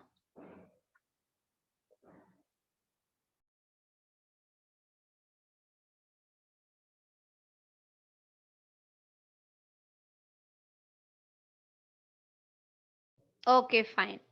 We'll move on to next one.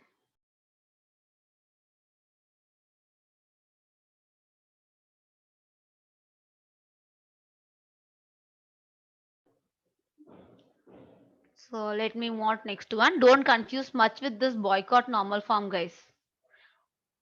Place the two candidate key in a separate table. Whatever the candidate, multiple candidates keys are there, you're going to place all the candidate key in a separate table and place the remaining column in a separate table. This is the rule here.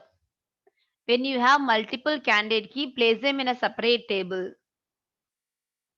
Okay, and place each of the remaining data item in one of the resulting table entity according to its dependency of a primary key. So whenever there is multiple primary keys, you're supposed to do this one. That is a candidate key. So why we confused here is here everything seems to be a candidate key. A city to be a candidate, city is a unique separately, and this particular zip code is a unique. Multiple candidate keys are there. Okay, city and zip code is a separate candidate key. Even street is when I form this city and street, it follows separate schema. When I follow this zip code and street which follows separate schema. This is a primary key and this is a primary key. So all the candidate key has to be placed in a separate table in order to make a relationship. So when you trying to do like this, in some cases your boycott normal form may leads to loss of data. That is the reason maximum they'll never use this boycott normal form. They'll stop in the third normal form itself. It is an extension of it. Okay, just we'll just avoid this one. We'll move on to the next one. And next is fourth normal form.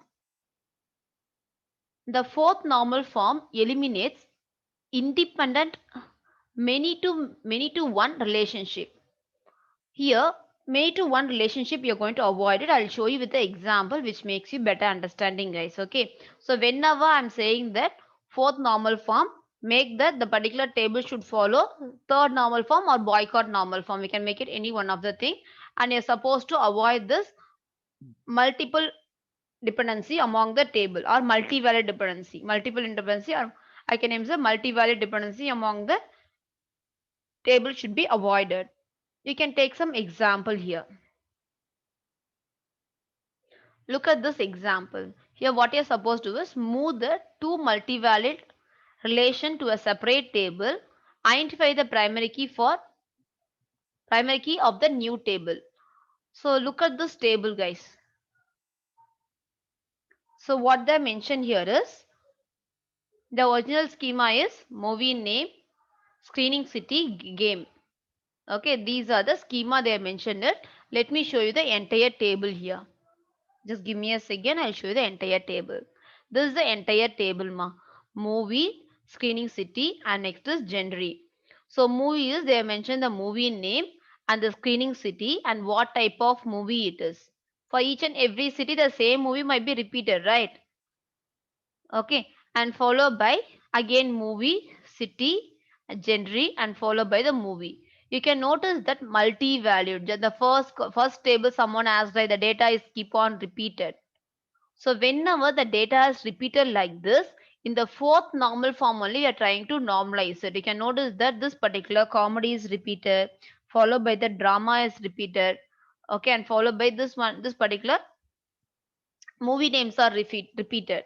Right now, if at all you find that like this many to many relationship or many to one relationship for one movie, multiple times is repeating, right? In those cases, what we can do is we can take this movie and this genre in a separate table, and you can take this movie and this screening city in a separate table. This is how to implement the fourth normal form. Got it? In case of fourth normal form, you are supposed to move the two multi-value relation to a separate table. You can notice that there is a multi-value relation. For this hardcore, this there is a city, multiple cities. This the same movie is being broadcasted or being played. You can notice it. So this multi-value can be reduced it by doing like this. Place this particular multi-value relation in a separate table. Place movie and screening city in a separate table, and place movie and genre in a separate table, so that you can able to find out that fourth normalization is achieved, where many to one relation has been solved. For one movie, multiple times we are repeating it, right? Where this relationship has been solved by mentioning movie and genre in a separate table where duplication is avoided. But in this table, there will be a duplication. Same movie can be played in multiple cities, right? So this can be done. This is all about your fourth normal form. So in case of first normal form, what I told you, in case of first normal form, guys, this key point is important, guys. Yeah, first normal form, scalar values. Second normal form, functional dependency should be followed.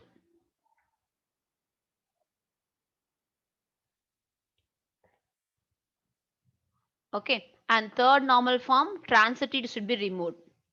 Transitive dependency should be removed.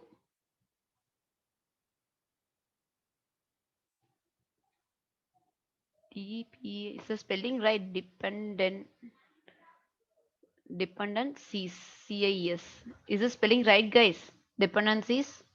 Okay, just adjust with the spelling alone. Okay, and next is fourth. Before to that, we have BCNF. In case of BCNF, multiple candidate key. Multiple candidate key. If you are having it, remove the multiple candidate key and place it. And in case of fourth normal form, multi-value attributes or multi-valid or many to one relationship has to be avoided. Okay, this is the overall one. So far, we have seen it. And shall we move on to next one? Till this, are you clear? Come on, respond me soon.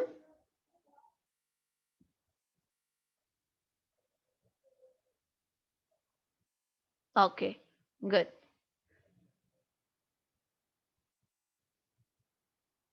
good. And next example, you can see to it. Child, manager, child, and employee. This is also for fourth normal form. Okay, manager, child, and employee. Okay, here we'll be having manager is mentioned, child is mentioned, employee name is mentioned, manager name is repeated. So here you're supposed to normalize it by mentioning your manager and child separately and this manager and employee separately, so that you can be able to remove it.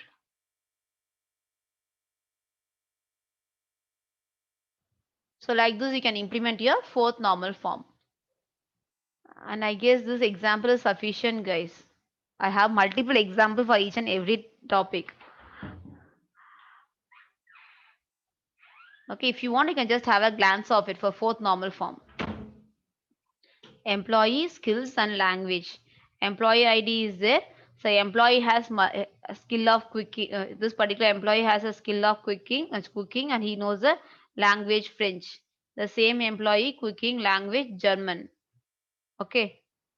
So multiple skills, the same person can have multiple skills and multiple languages. Like this is also a multi-valid attribute. When I find this one, just place these two columns separately and other two columns separately. This follows a fourth normal form. Okay. And next is, we'll move on to the next one is, the last one is right now which you're going to implement, right now which people are using, that is domain key normal form. Okay, domain key normal form in the sense where you're going to apply the key constraint. We can have a glance of it, guys. Domain key normal form will be applying the key constraint. What are the key constraint? Each and every column will apply with the domain and key constraint. Domain constraint and key constraint is applied here. Okay, domain constraint in the sense applying the condition like this. This column should apply only certain number of values. Like a pattern matching, will be applying this one. Just I want you to go through this fifth normal form. Once go through it, I'll let you know what is that.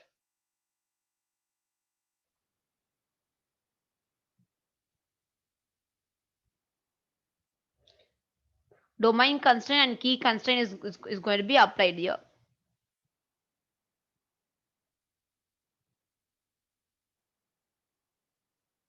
Why there is no statement? Just a minute, just a minute, just a minute, ma.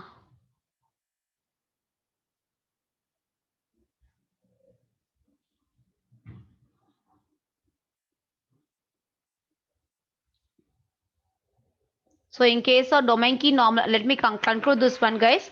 In case of domain key normal form, where you'll be applying a domain constraint for each and every column, we'll be applying a constraint. You can able to apply only this kind of value, and we'll apply a key constraint for it, like a primary key, check key constraint. All those things, all those constraints will be applied in case of domain key normal form. Okay, so what is this normalization all about is completely breaking a table into multiple table by applying some condition. Okay, so we have seen about different types of normal form for starting from 1NF to domain key normal form.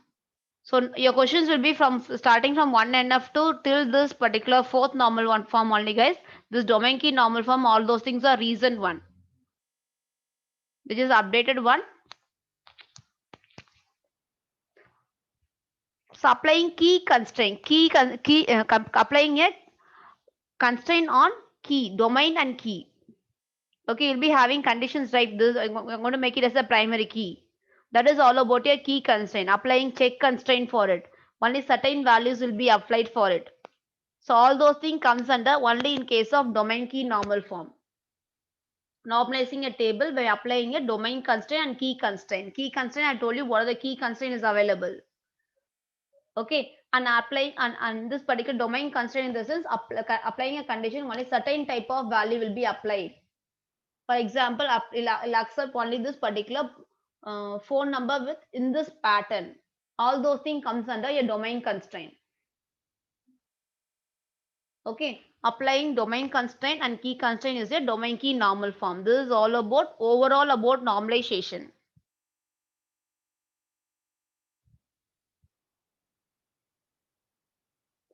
Key points to remember in this one. So fifth normal, guys, I didn't say this fifth normal form, right? Just a minute, just a minute, just a minute. I'll give you the key points for you if it is confusing. First normal form, I told you the key points. Second normal form, third normal form, fourth normal form. Till this, I told you. Fifth normal form, we are supposed to break the table into multiple table until this condition is satisfied. Until these conditions are satisfied, breaking continuously. So far, we have seen only 2 times we are breaking it, right? The table will be break multiple times. Multiple times the table will be break until these conditions are achieved. Okay, or breaking up the table continuously until the duplicate data is removed.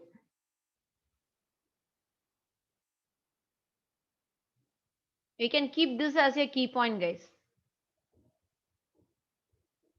Okay, this is all about a fifth normal form. And in case of domain key normal form, this is the next one, next level to it. Just a minute.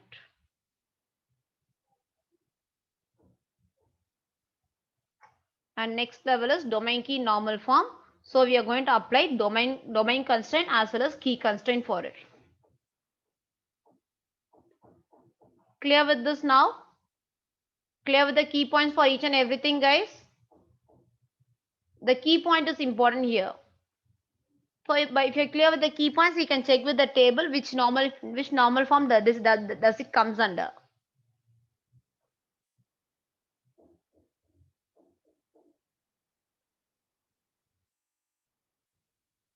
Come on, respond me. We can move on further. Okay, good. This is all about your normalization, ma.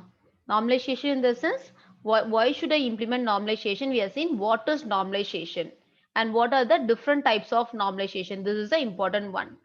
And next, one small topic is pending. That is all about the NoSQL.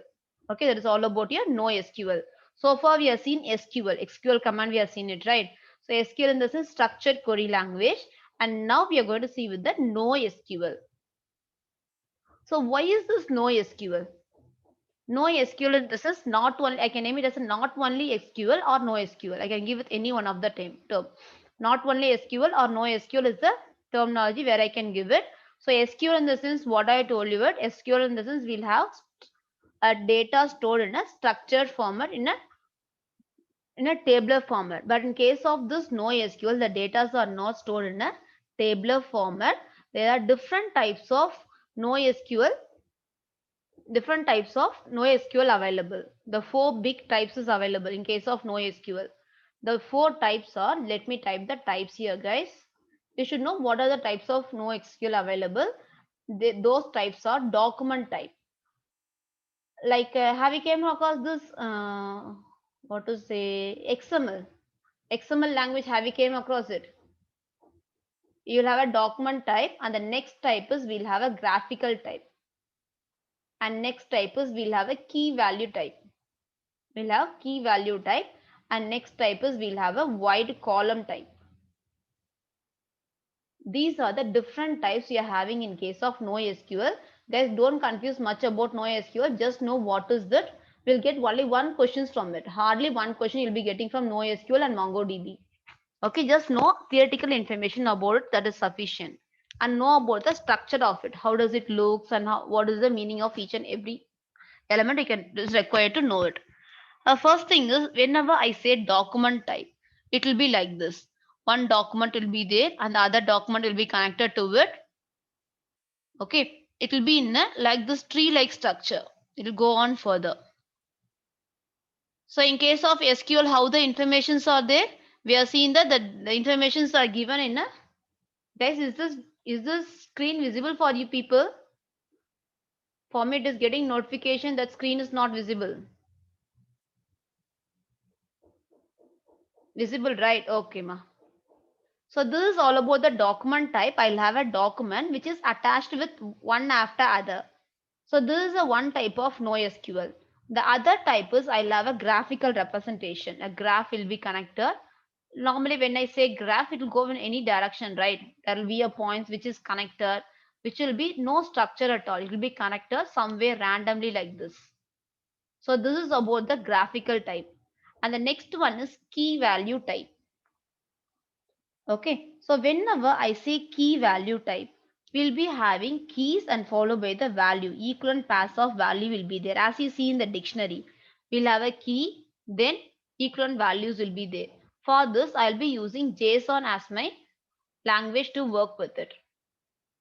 Okay, where MongoDB is one of the important one which makes use of JSON queries.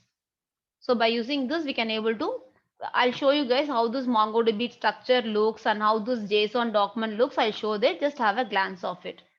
And next is wide column, in the sense the next type is wide column.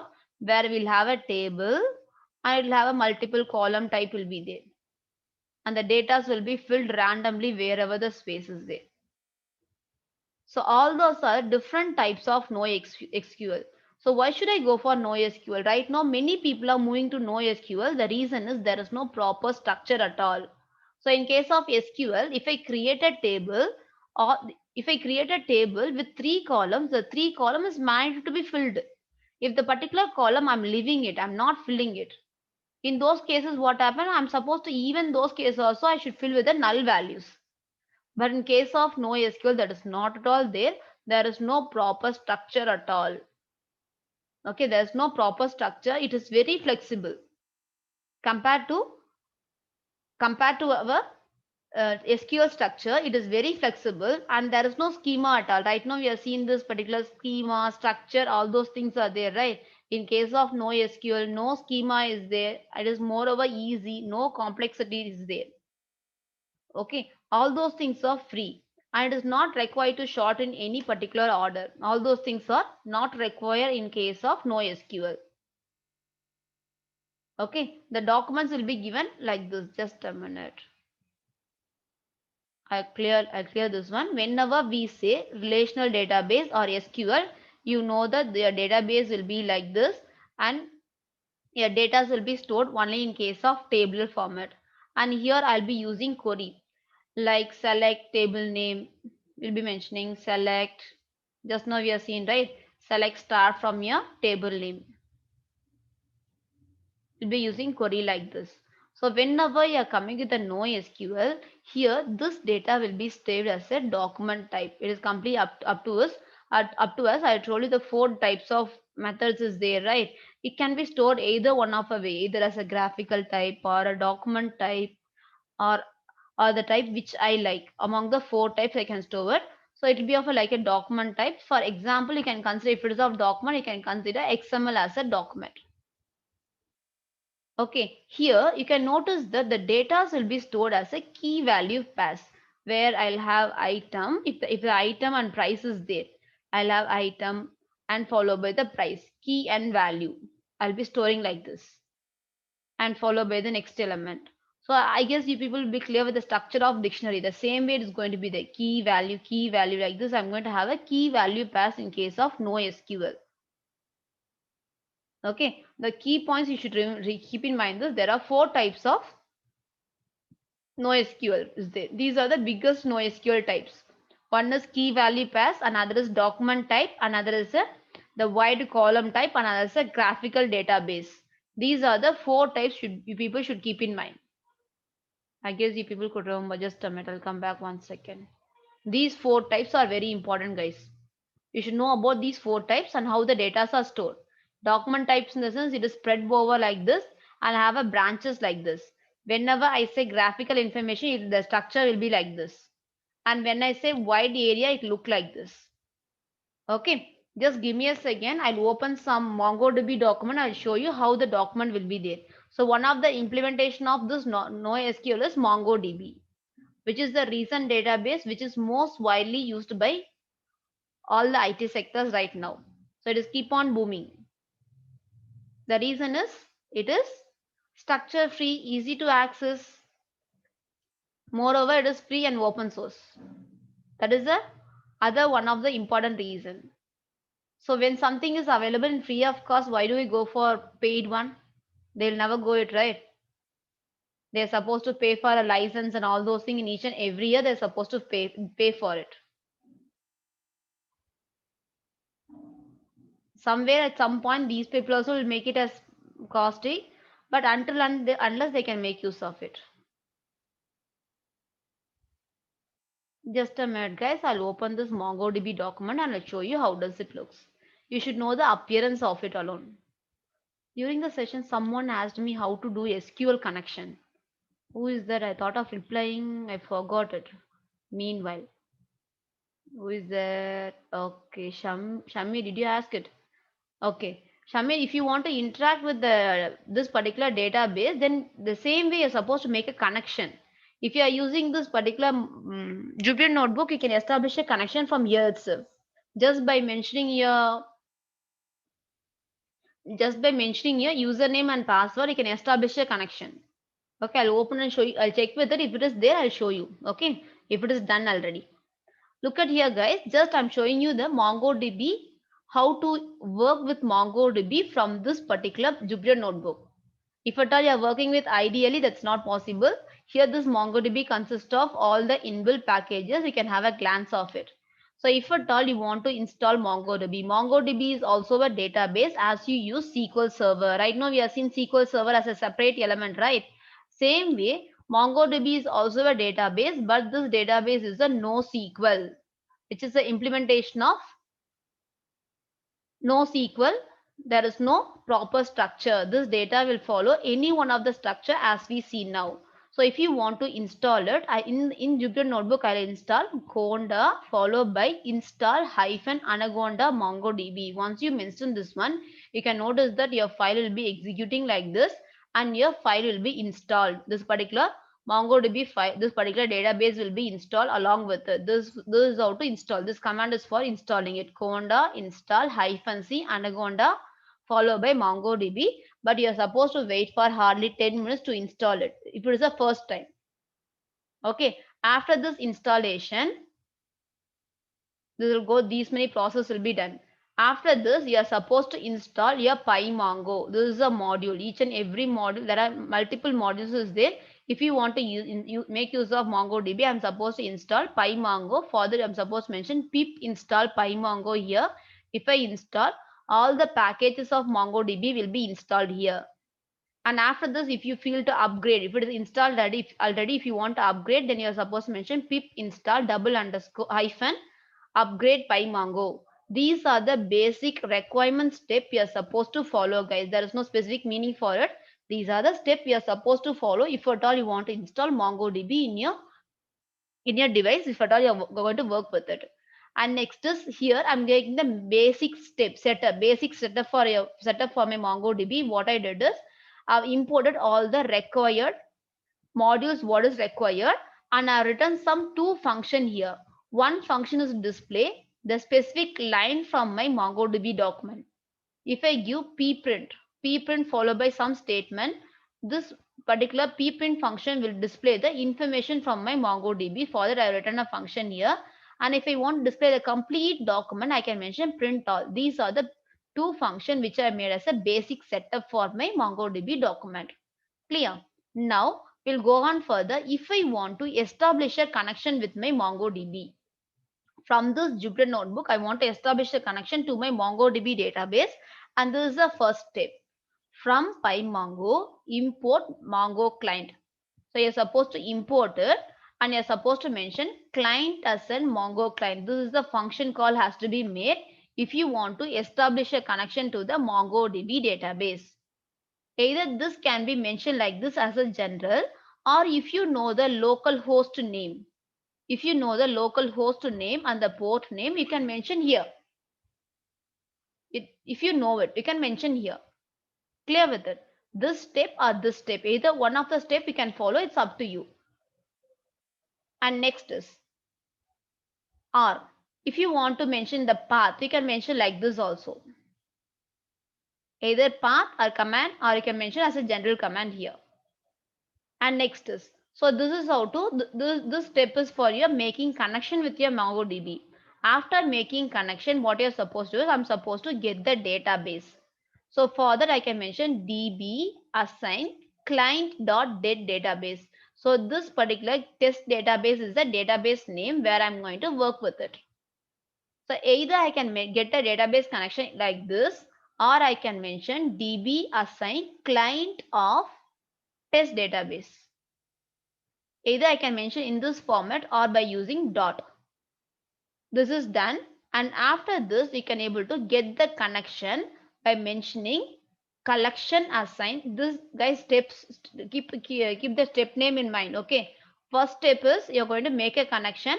After making a connection, you're going to get a database open. After this, you're going to get a collection from this collection. This is information. You're going to get the collection here. The collection can be retrieved. The data in this particular database can be retrieved by mentioning collection assign db.test collection, the collection name. Or it can be mentioned like this, Don't think what is DB. This DB is the whatever the connection you establish, this DB name. So DB dot test collection or DB of test collection. So what is the Shamir? You're asking for till this it is for installing Shamir. This is for this till this it is for installation, and after this is for opening the connection. Once it is installed, you're supposed to open it. Open the database. This is for opening it. After opening it, I'm opening the particular file test database file. Okay, just I'm creating the file. As you do that, I'll create a database, right? So as you create a database, you're going to create a database here. Test database is created. As you see in your SQL Server, a test database is created and followed by the here I'm going to create a collection here. I'll name it as a collection here. So creating a table like this will be named as a collection here. Okay, and here after this we'll create a document. Document is a type where you're going to store the data as we create a table inside it. So we'll create a document here. So in this document, till this are you clear guys? It is like creating a database and creating a table in it. Come on, respond me. This is creating a data. Just assume that this is like creating a database and this is like creating a table in it. And right now I'm going to create a document in it, and this particular document is a JSON document. You can notice that key value. Title is my first post. Body of the title is I write something. Author is Suganya. Okay, this is the JSON document. I'll mention it. And this document I'm going to insert inside my table. So what is the table we have mentioned here? How we are going to mention is db.newPost.insert1. These are keywords, guys. If you want to perform insert operation, I'm going to mention insert this one. What I'm going to insert? New underscore post. New underscore post is my document name.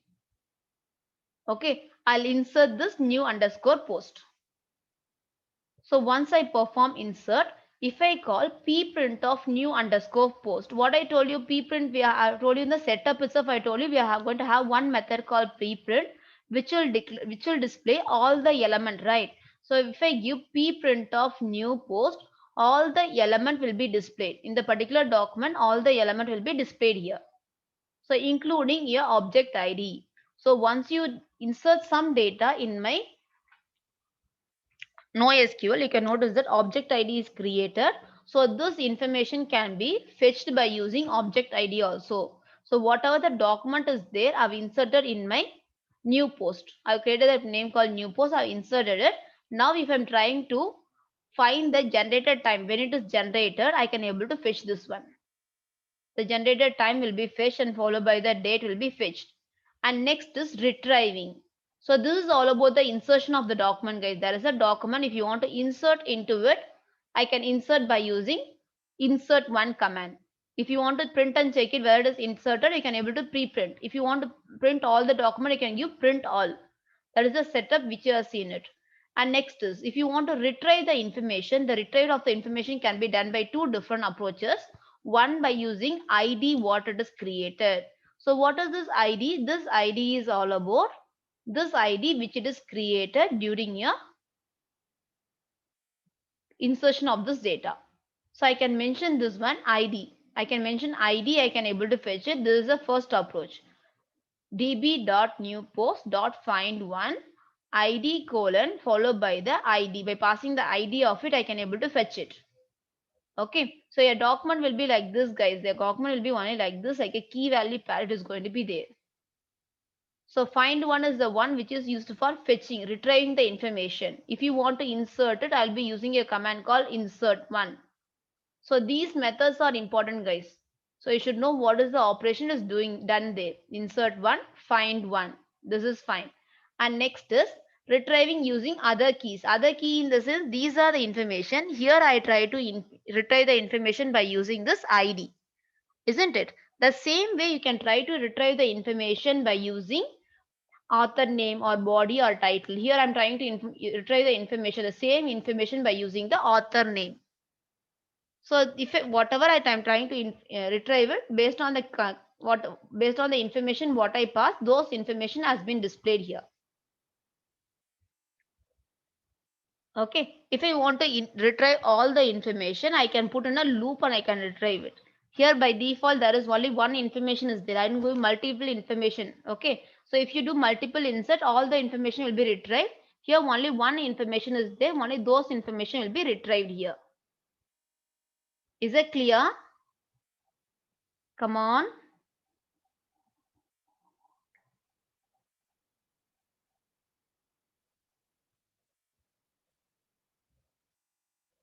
Do you feel content is too much? Is it so? Is the content is high? These are some advanced concepts, guys. I have to accept it. These are some advanced concepts. But have a glance of it. You should know what is that, right?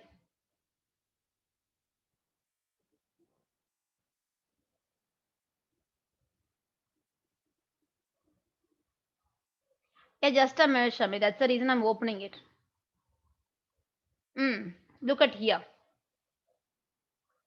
This is for your SQL. If at all you want to actually see for my this particular MongoDB, look at here. This is for your SQL. Those who are interested, you can look at here, guys. From this Jupyter notebook, I can try to interact with my SQL. If you want to make it, pip install mysql hyphen connector. Okay, you'll be mentioning like this. Then followed by it, you're supposed to import mysql.connector. This statement has to be this statement has to be executed.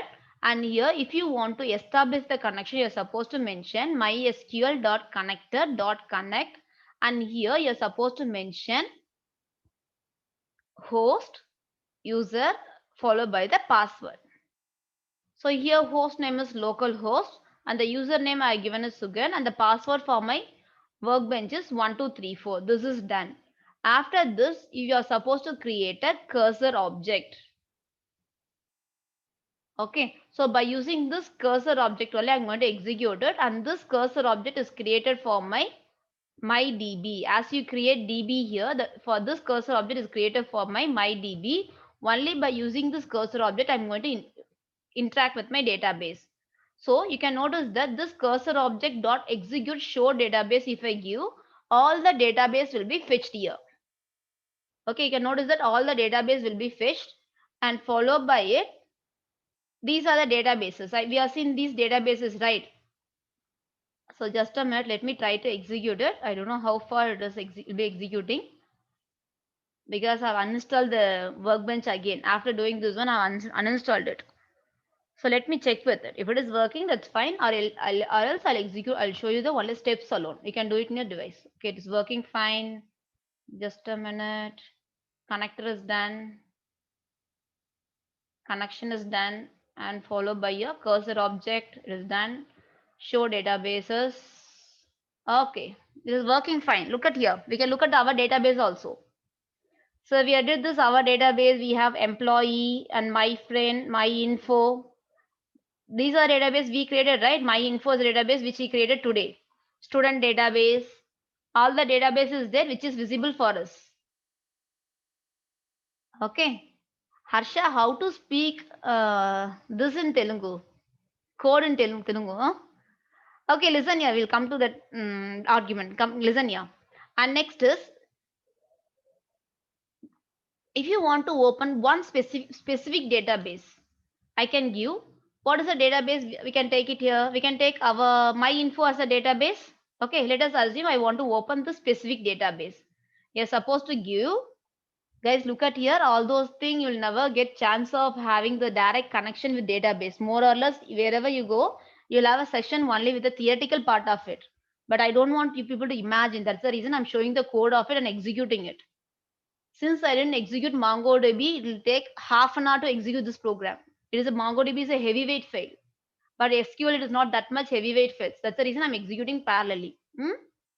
So if you want to do this MongoDB also, don't worry. Just you execute this query in your device. By installing Jupyter Notebook, it will be working fine. Everything is the code I'm showing after executing only. Okay, listen here. So this is how to retrieve the data from the specific database. So let me mention my info as my database here. So you're supposed to pass what is the host, who is the root, what is the password, and what is the database. So if I execute this, it will be executing fine. The step what I told you, we are supposed to create cursor object, and here select star from inside my info. What is the table name we are given, guys? Could you remember? Come on, I guess employee, right? I thought of completing before 10 minutes, but time has elapsed. Okay. So look at here. Select start from employee. From employee, what I'm mentioning is I'm going to fetch one by one information.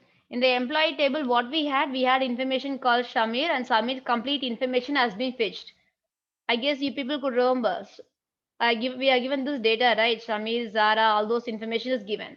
So from the employee table, I'm going to fetch only one information. Fetch one, I given it. If at all, instead of fetch one, I given fetch all. So what is going to happen? Some error is throwing. Let me see to it what happens. Okay, just give me a second. Let it be right now fetch one. Let me see. Just a minute, guys.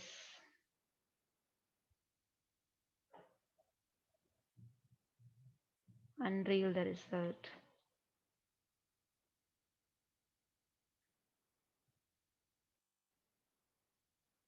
A cursor object. Some connection problem has happened, guys. I guess unfortunately this server has closed.